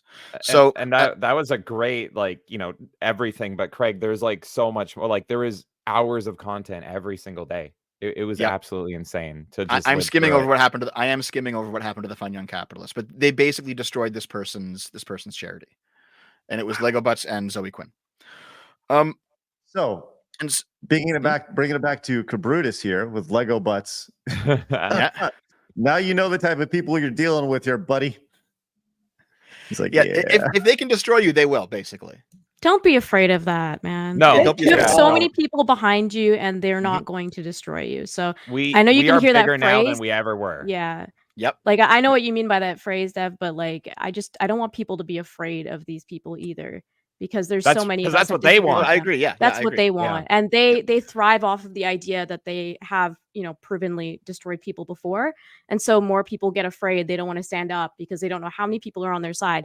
You have at least 130,000 people on your side, brother. At least, and that's going to keep growing. So don't worry about it, man. We got you. And on top of that, like the internet is way more organized. Like YouTube channels get way more traffic than Kotaku or Polygon ever does now. And the reach there is so much more. So like, man, this isn't even a fight at this point. It's honestly like it would be a demolition in the event that these, if Kotaku, Polygon, as you guys say, if these legacy outlet media, traditional media outlets come out and they're like, look at how Sweet Baby Inc. was attacked, and this Cabrutus was such a bad person.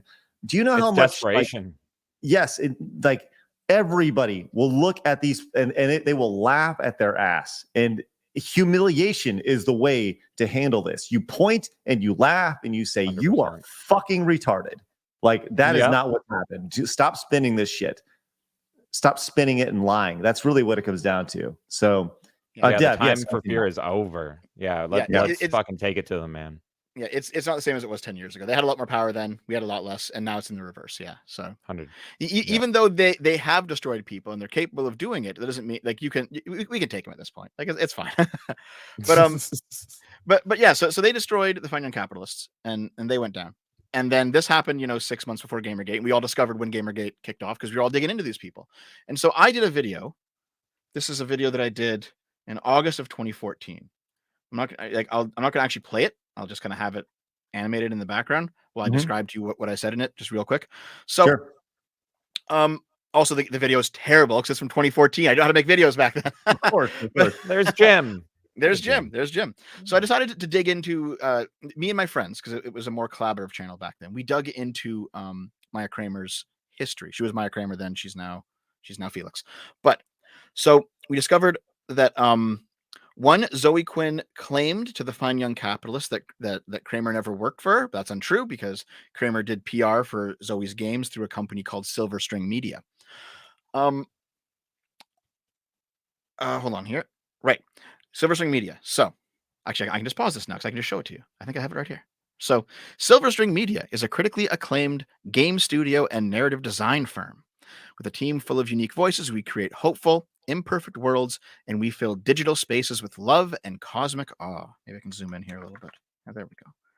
So, Silver String Media is a queer-led video game and narrative design studio, crafting original games and providing services in digital placemaking and storytelling. Leadership based in Vancouver, British Columbia, and a team of diverse talents across Canada.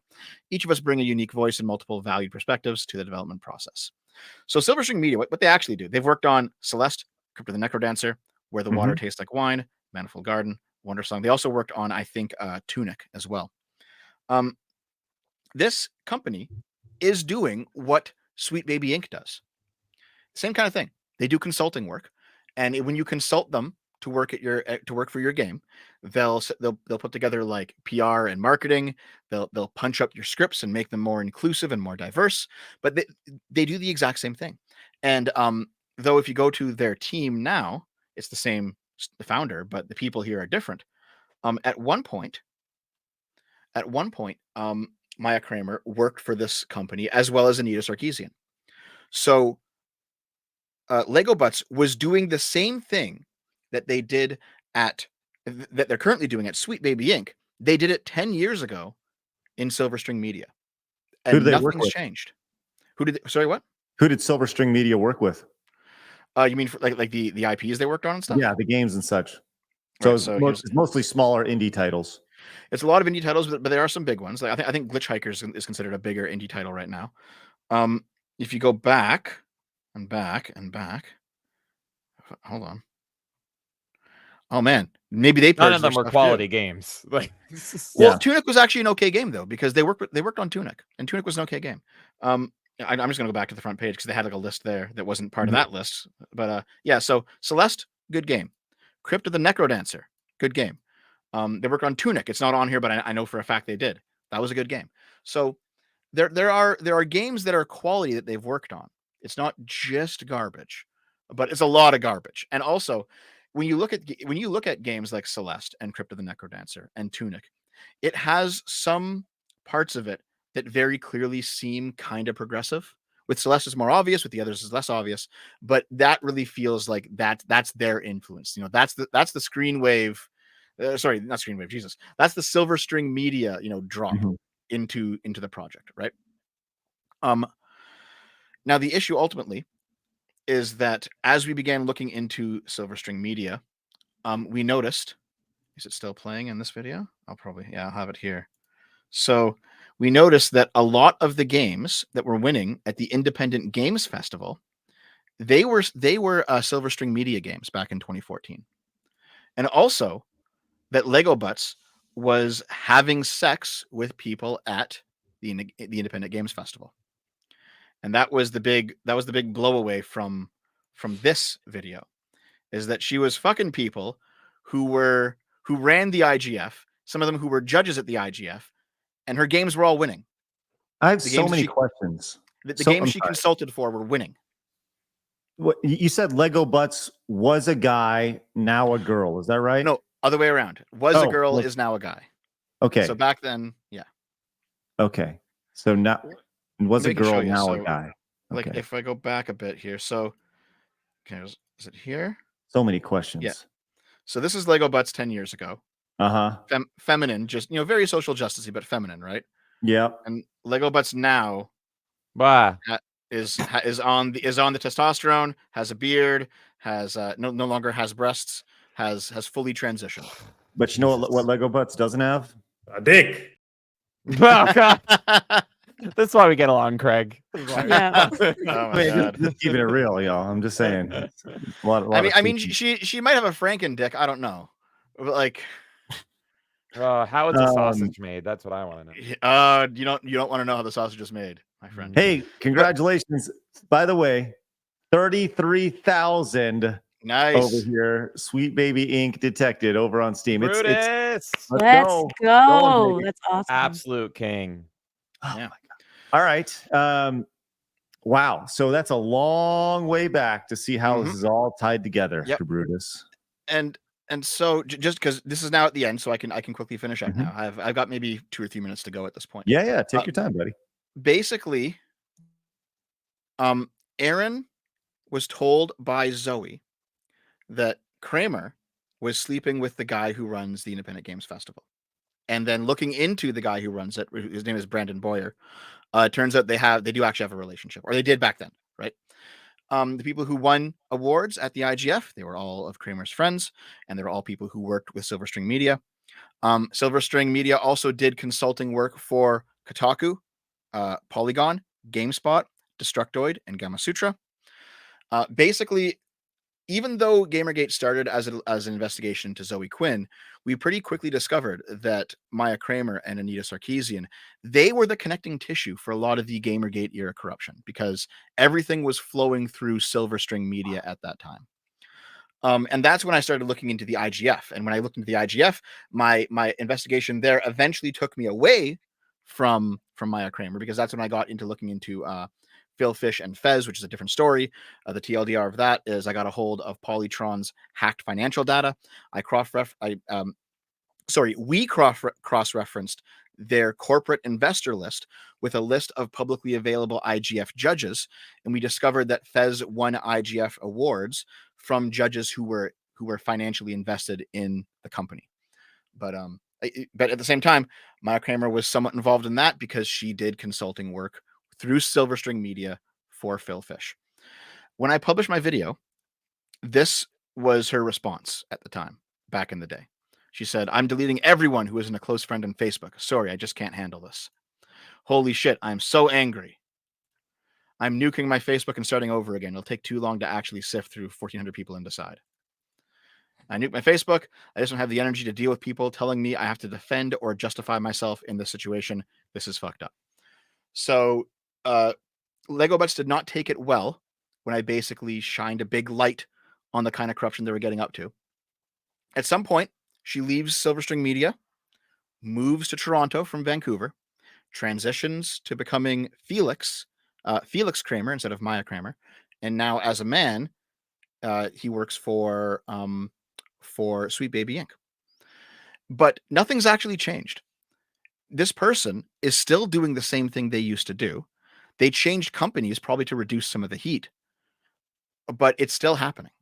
All the same thing that we did, that we discovered about this person 10 years ago, it's still happening today. And that's kind of the big takeaway of this, is that it almost feels like Gamergate didn't stop. Like, not this is Gamergate 2.0. It's like it didn't stop. The same players are doing the same things. You know what I mean? This is like an extension of what happened before.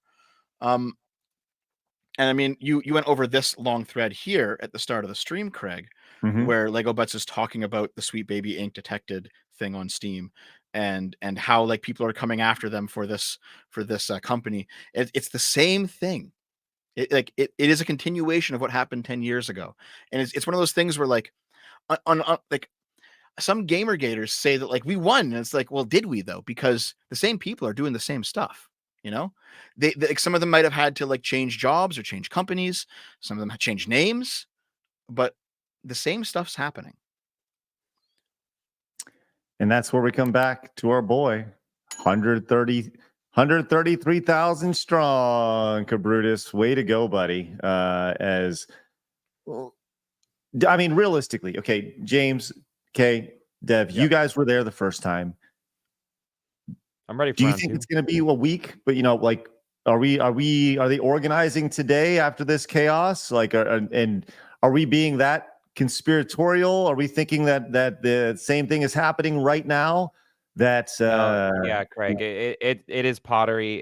You know, it's like poetry, it rhymes. And that's the thing, is if you want to call Gamergate a war or something, well, you know, whoever side won or lost or whatever, really all that happened is that people kept carrying on. And as we said, like, some people went one way, so other people went another. All these people were involved in Gamergate back in the day. They're just now in different companies, making their own companies. They have new friends. They're doing new sex for favors, all that stuff. And so, yeah, it's just, the main thing to focus on is that there is way more of us now, and there's a way bigger understanding of what's going on. And I think thanks to this stream and this video, like, it was a very clear, concise image of the past and the present, and now going forward, what we do in the future. So the ownership falls to everyone watching this. You know, vote with your wallet. Stand up for the people that are actually making quality content. Don't support people that hate you. I say this all the time. These people hate you. Don't give them money. And that's the thing, is they don't care about this content and everything. So you need to starve them of money. You need to point it out. Let your friends know. Let everyone know what is absolutely going on here. And that's how we end up winning in this round two, if this is a round two.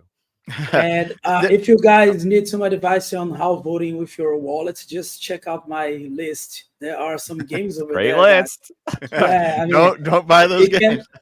Don't buy those games. Start right there. Okay, that's a pretty good start, I would say.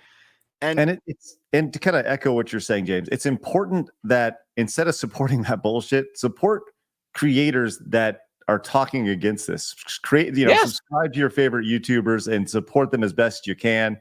Let them know you appreciate having these conversations, because I said at the end of the day, this goes back to the whole idea of like, video games touch everything. It's the biggest entertainment medium in the world. It dwarfs movies, it dwarfs TV, it dwarfs everything.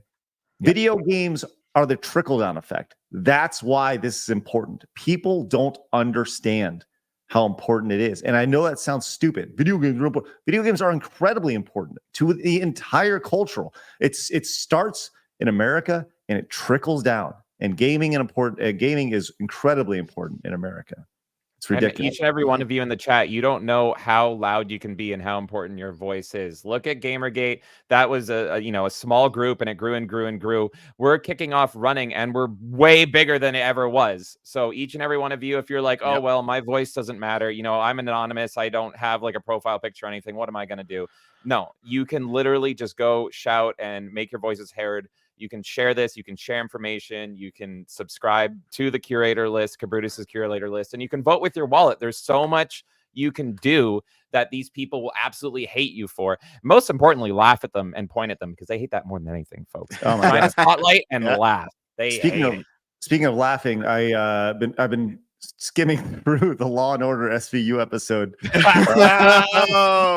This is the best. Okay, this cop here finds a lady in a restroom apparently, and just listen to this. Is spectacular. Police officer. What happened? These guys, they just can't stand women in gaming. Oh yeah. The best line. Oh, they did you. They leveled up. Ooh, that hurts. They leveled up. I still quote that to this day. Yeah, me too. It's so good. That's Go a home, parody, gamer right? girl. Go home, That's a gamer girl. Is this a parody or something like this? No, it's This was a real aired This was on show. Like television. for real? sir. This is That like was on for TV. real? I mean, It was This a real is our TV show about reality, Gamergate, yeah. Cabrutus. This was literally TV. so they are trying to say that stuff like this actually happens throughout the Yeah. gaming community. A bunch of nerds would do something like this with a chick instead of worshiping her for just for her being a girl that likes video games, right? Yeah. You're trying to say that I'll get beat up in an alley for playing video games, and then they leveled up from that. They gained some experience. Yeah. That's so They- stupid. you So- know, I wonder what guys. their spec is like now. If they got new gear or something after beating her up. Oh my God. I just I mean- realized you asked me, I'm sorry, I forgot your name. The one woman on the panel. What's your name? I'm sorry. Cabrutus? Okay. Cabrutus? Cabrutus. No, Yeah, the, me? I don't think he's a yeah, woman. you. That's the woman on the panel. I forgot your name. I'm Kay. sorry. That's just Kay. K. It's just Kay. Like Kay. Okay, Just I'm Kay. sorry for forgetting. I apologize. Ah, that's fine. I just remembered though. Okay, you wanted me to talk about Alakalawaka, right?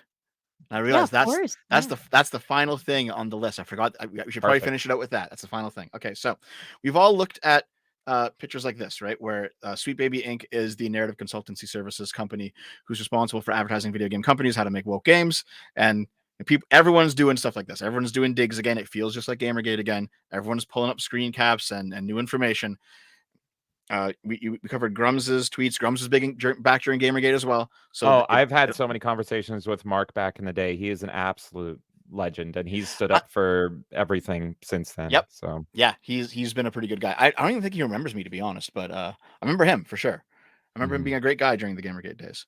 But yeah, so all of this stuff is happening, and it's important to recognize that Sweet Baby Inc. isn't the only company doing this, because Silver String Media is still around, right? And you guys mentioned other companies as well. There was that Dragon Baby one that we talked about a little bit at the start, where I looked into that a bit during the stream, and it looks like that they're a translation company primarily, and their whole thing. This is a big deal. This is a whole other conversation. This is a big deal in the anime community right now, where you have people who are very progressive in anime translation, and what they do is they will change the scripts of an anime to make them more progressive when they translate them into English. So people in the anime community are like, what the fuck? Like, I'll just pirate my anime and get fan subs now because you guys are ruining this too.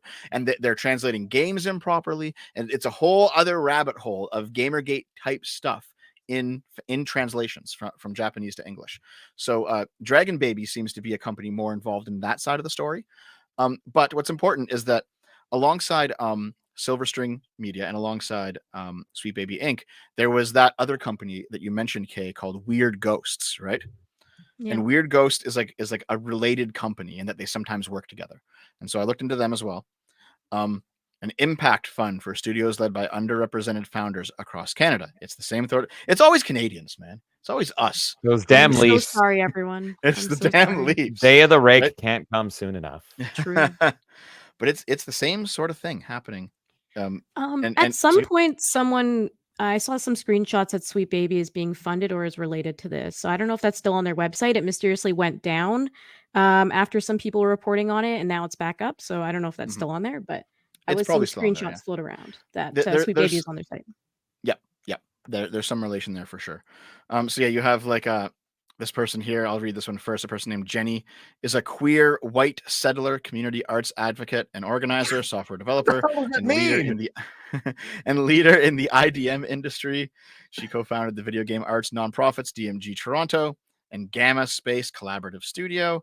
Okay, and here's the thing: when you'll see in Canada a lot, you'll see like settler as an identity. Yes, and that's basically a way in Canada specifically for people to self-flagellate for being a white person living on what was traditionally native land before white people showed up, right? You see that a lot. There's a thing happening in Canada all the time called land acknowledgements. Yes. Where basically you see it. I saw it in like my local grocery store. In fact, they hung a little plaque that said this store was built on the traditional lands of some dead tribe that no longer exists. You know what I mean? It's like, okay, dude, why do I need to know about this? But land acknowledgements are a big thing in Canada. It's like a specifically Canadian woke thing that happens. This person here, Eileen, you're cool if you get called a colonizer. Pretty much, you're a cool guy. Yeah. If you're willing to do the whole white guilt virtue signal, basically, So this person here, the other founding person of Weird Ghosts, Eileen Mary Holowaka, something like that. Yeah. God bless you. Eileen, she is a queer and disabled white settler living on Treaty 1 territory in Winnipeg. They're a writer, game dev, and community organizer and advocate with a background in theater, games, poetry, and health communications. They have a PhD in communication studies. Okay, so Weird Ghost, Baby Ghost. These are all these companies. You're breaking Craig. You're breaking him. Look at him. He's broken. So all these companies, they do the same kind of thing that Sweet Baby does, and that Silver String Media did. I hate Canada, man. And it's all the same people jumping from company to company, somehow pull. And here's how they do it, right? So I hard booting right now. Craig's rebooting. I did an interview. Oh God! Hey, Dev, can I ask you a question? Craig, save us, Canadians. Sure. What's up, dude? I mean, why do they always go with baby in the name of the companies? That's so creepy, in my opinion. It's an endearing term they use. Apparently, there's a lot of messages back and forth that they call things their sweet babies, and that's where this came from. Yeah, baby, you fucked up mentally in the head. Baby, you have issues. Baby, you need to get off that stolen land. Baby, you need to get out of Canada because there are apparently a bunch of idiots up there. Oh my God! I can confirm. 3 people on my panel right now. So I did an interview. I own it. I did an interview of a developer that worked on the Saints Row reboot, right? And so I asked him some questions about like what it was like working on that game. And he outlined that there were a lot of woke people there and they caused a lot of problems. But the primary problem is that management didn't know what they were doing, right? You had a bunch of people at the top of the company who don't give a shit about anything woke. They want to make money. They're like, what makes us money? I don't know. We're 65 years old. We have no idea what makes us money anymore. And then, the blue-haired 20-year-old intern comes in to serve coffee and says, I know what makes money. Kids like woke stuff nowadays. And it's like, really? If you put LGBT flags in our game, will we make more money? And it's like, yes, of course you will. And so that's been what's been going on for the past, 5, 7, 9 years now, is that people, they're not ideologically committed to this stuff. They were told that this would make them money.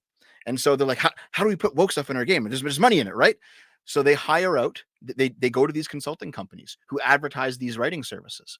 And so this guy that I interviewed for Saints Row, he said that they brought on a writer from a consulting company, which we now know to be Sweet Baby Inc. I didn't know it back then, but we now know it. And that the other writers that were in Volition, they could not override the consultant they brought in. They were there to be supports to the Sweet Baby writer that was brought in. Yep. And so that he described the whole like workflow and how everything went down at while making that game. What's going on here though is that this person here, Eileen Mary Holowaka, this person is the sister of Alec Holowaka. And this will bring us right around, but we've now gone full circle all the way back to the start of Gamergate. We're going to go right back to the beginning now. So can't wait. Right. Okay. So this game here, Night in the Woods. Night in the Woods is a game. It's a very progressive game, and it's made by Alec Holowaka, who was the brother of Eileen Holowaka, who works for Weird Ghosts. And from what I understand, it's actually like not a bad game. It is a walking simulator, so if you're not into that, you're not into that. But as walking simulators go, it's actually a pretty decent little game. You can tell by the art style, though, like it's very clearly made by a progressive, right? Someone who's kind of appealing to those sensibilities. Well, Alec Holowaka, he killed himself. And he killed himself. In fact, it was written about in this article here. This article even fingers Eileen, the sister, who works for Weird Ghosts, describing his death with the oddly passive phrase, passing away, as if her brother was suffering from a degenerative disease. He killed himself specifically because, can I find it here? There's Zoe, so you know she's coming up. Oh, no. The blobfish. I can't find it in the article. I'll just tell you the story. Zoe Quinn in, was it 2018 or something? Zoe Quinn comes out and says, I think it was 2019 actually. She comes out and says, yeah, so you know that game that's currently really popular, Night in the Woods?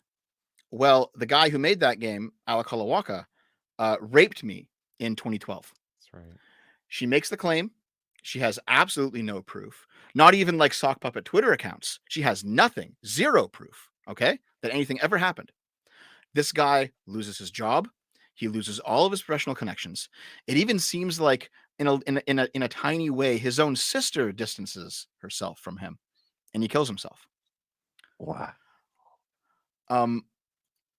And to bring it all the way back to the start of Gamergate, this story came out when Gamergate was initially kicking off.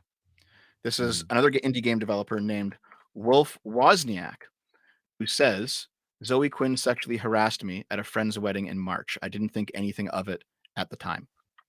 And immediately, you got Phil Fish saying, you're no friend of mine. You crashed that wedding. Nobody invited you. Nobody wanted you there, you little shit. It's like, well, what does that have to do with him being sexually harassed at the wedding, right? So what you can actually, if you were to really dig down to the absolute rock bottom of Gamergate, you will discover that Zoe Quinn actually has a whole bunch of sexual harassment claims against her, that she was the harasser, and that the progressive wagons have continually circled around this woman to protect her because they're all her friends, and probably because she puts out with all of them. But it's one of those. That dick. Yep, that's the reason why. So it's one of those instances where like this happened to Wolf Wozniak, and his reputation was destroyed. Like he lost his he was a guy making a game. He lost his career. This guy's done now. I'm pretty sure he's gone. Right. And the Alec Holowaka situation, like this guy killed himself over these allegations because Zoe had so much power in this scene that she could make or break careers. Like I don't want to call her a Weinstein. We got to do this. Okay. Okay. We got to get everybody on. We got to do a big 10 years later thing, whether Zoe Quinn will come on. I'll pay her to come on. I don't care. Oh my God. Yeah, I'll talk to whoever. Bring on whoever. I want to get them on. I want to make this happen. Wu, yeah. I want there to be like, this is if listen, I take everything for what you guys are saying. Like I'm pretty gullible when it comes to, I take people at their word when it comes to these things. And I'm sure there's her perspective and there's your perspective. And then there's the dead guy's perspective. This whole thing is just so like, you cannot write. And I mean this literally because I watched Law and Order SVU. You cannot write this better. And like, this is such a ridiculous twist and turns, and learning about this is just absolutely mind blowing. And it's this, wow. That's really like, that's all I can say. It's just a holy shit. Like, wow. And now it's happening again. Like, yep. Kubertus, if and when they come after you for being a raging white supremacist and wanting to take down Sweet Baby Inc. and all their diversity, will you come back and make public statements about how you and your 133,500 followers feel about that? Almost. Will you come on, Brutus, and let us know how you're feeling about the attacks that are going to happen? Oh yeah, I mean, like I told you, I mean, they can. I mean, I'm willing then to do it. You know, like I told you, I just want to react to those, the outlets, well, and what they're gonna say about me. I mean, let them come after me. I mean, what can they do to me? Really, what can they do? Really? Mm-hmm. I mean, Well, I'll tell you what they can do. even if I was living in Canada, what could they do? Well, you know what they're going to do is they're going to find you in a bathroom and they're going to beat you up. They're going to level up. Wow, that's what they're going to do. What did they do to you? They leveled up. It's such a bad line too. They're gonna level up against me, you know. You're gonna level up. You're the gonna big level boss. Oh my So, God. so just right at the end, that's probably the most disturbing part of this story is that Alec Holowaka kills himself indirectly because of Zoe Quinn. She has a she's not legally culpable, but she has a part to play here for sure, morally. And then this guy's sister works with the same clique, the same group of people doing the same stuff. Like it almost seems heartless. You know what I mean? Mm-hmm. Like you'd think that you would reevaluate your relationships with some of these people if your brother like fucking died to this shit. So The ideology is more important than anything to these people. Mm-hmm. That's the thing. Even your own siblings, even your own family, everything. It's all about pushing the agenda. Yeah. So that is as deep as the rabbit hole goes for me without getting even more autistic. There's another level of autism. There's always another level of autism, but I'm sorry it took us like 2 extra hours to get here, but it was fun going down the rabbit hole with you guys. And what a blast from the past. What a blast from the past, eh, kids? Hey. Yeah. How do you feel, Craig, now that you have all this lore just contained in your brain? Are you a happier person? Are you depressed? I'm more exhausted than when the DSP interview happened. Yeah. It's a lot. We topped DSP. Sorry about this, man. No, this is insane. I mean, I'm infatuated by this. I'm not infatuated. I'm just I don't know. The whole thing is just so amazing. It's really fascinating. You can't write this. You literally can't write a story like this. Like it's crazy, and it's all over like fucking blowjobs and video. They should make movies about this. You know what? Maybe we talk to Epicverse and we make a Gamergate movie. Let's go. Do it. You're gonna say go away full for a second. I do recall there was just let me cast the guy who's going to be me into the movie. You know? I want Sylvester Stallone. You want Sylvester Stallone? Yeah, I mean he's my hero. Oh, man. There were 2 attempts over the years to do something. One of them was very early on, and they wanted to get Scarlett Johansson to be Zoe Quinn. And it was like, dude. Oh God, yeah. The other one was in 2021. Brianna Wu was going around trying to pitch a Gamergate like mini documentary TV series, right? And actually, this was kind of the beginning of the end for Brianna Wu on the left, because as soon as she said she wanted to do this, Zoe Quinn backstabbed her for it, and it's like, you didn't ask me if this was okay, so now you're out of the clique, Brianna. And it's like, all right, dude. At that point, though, Brianna, like she moved into real politics. She like started working with like Democratic campaigns and in her state, and like she started moving up the ladder in that area. So she didn't care about the online gaming stuff anymore. She had like a different career path at that point. So she didn't care about losing the connection. But it's one of those things where I don't think that she's on good footing with anyone who's pro Gamergate anymore, or sorry, anti Gamergate. Like she's burned a lot of those bridges over the years.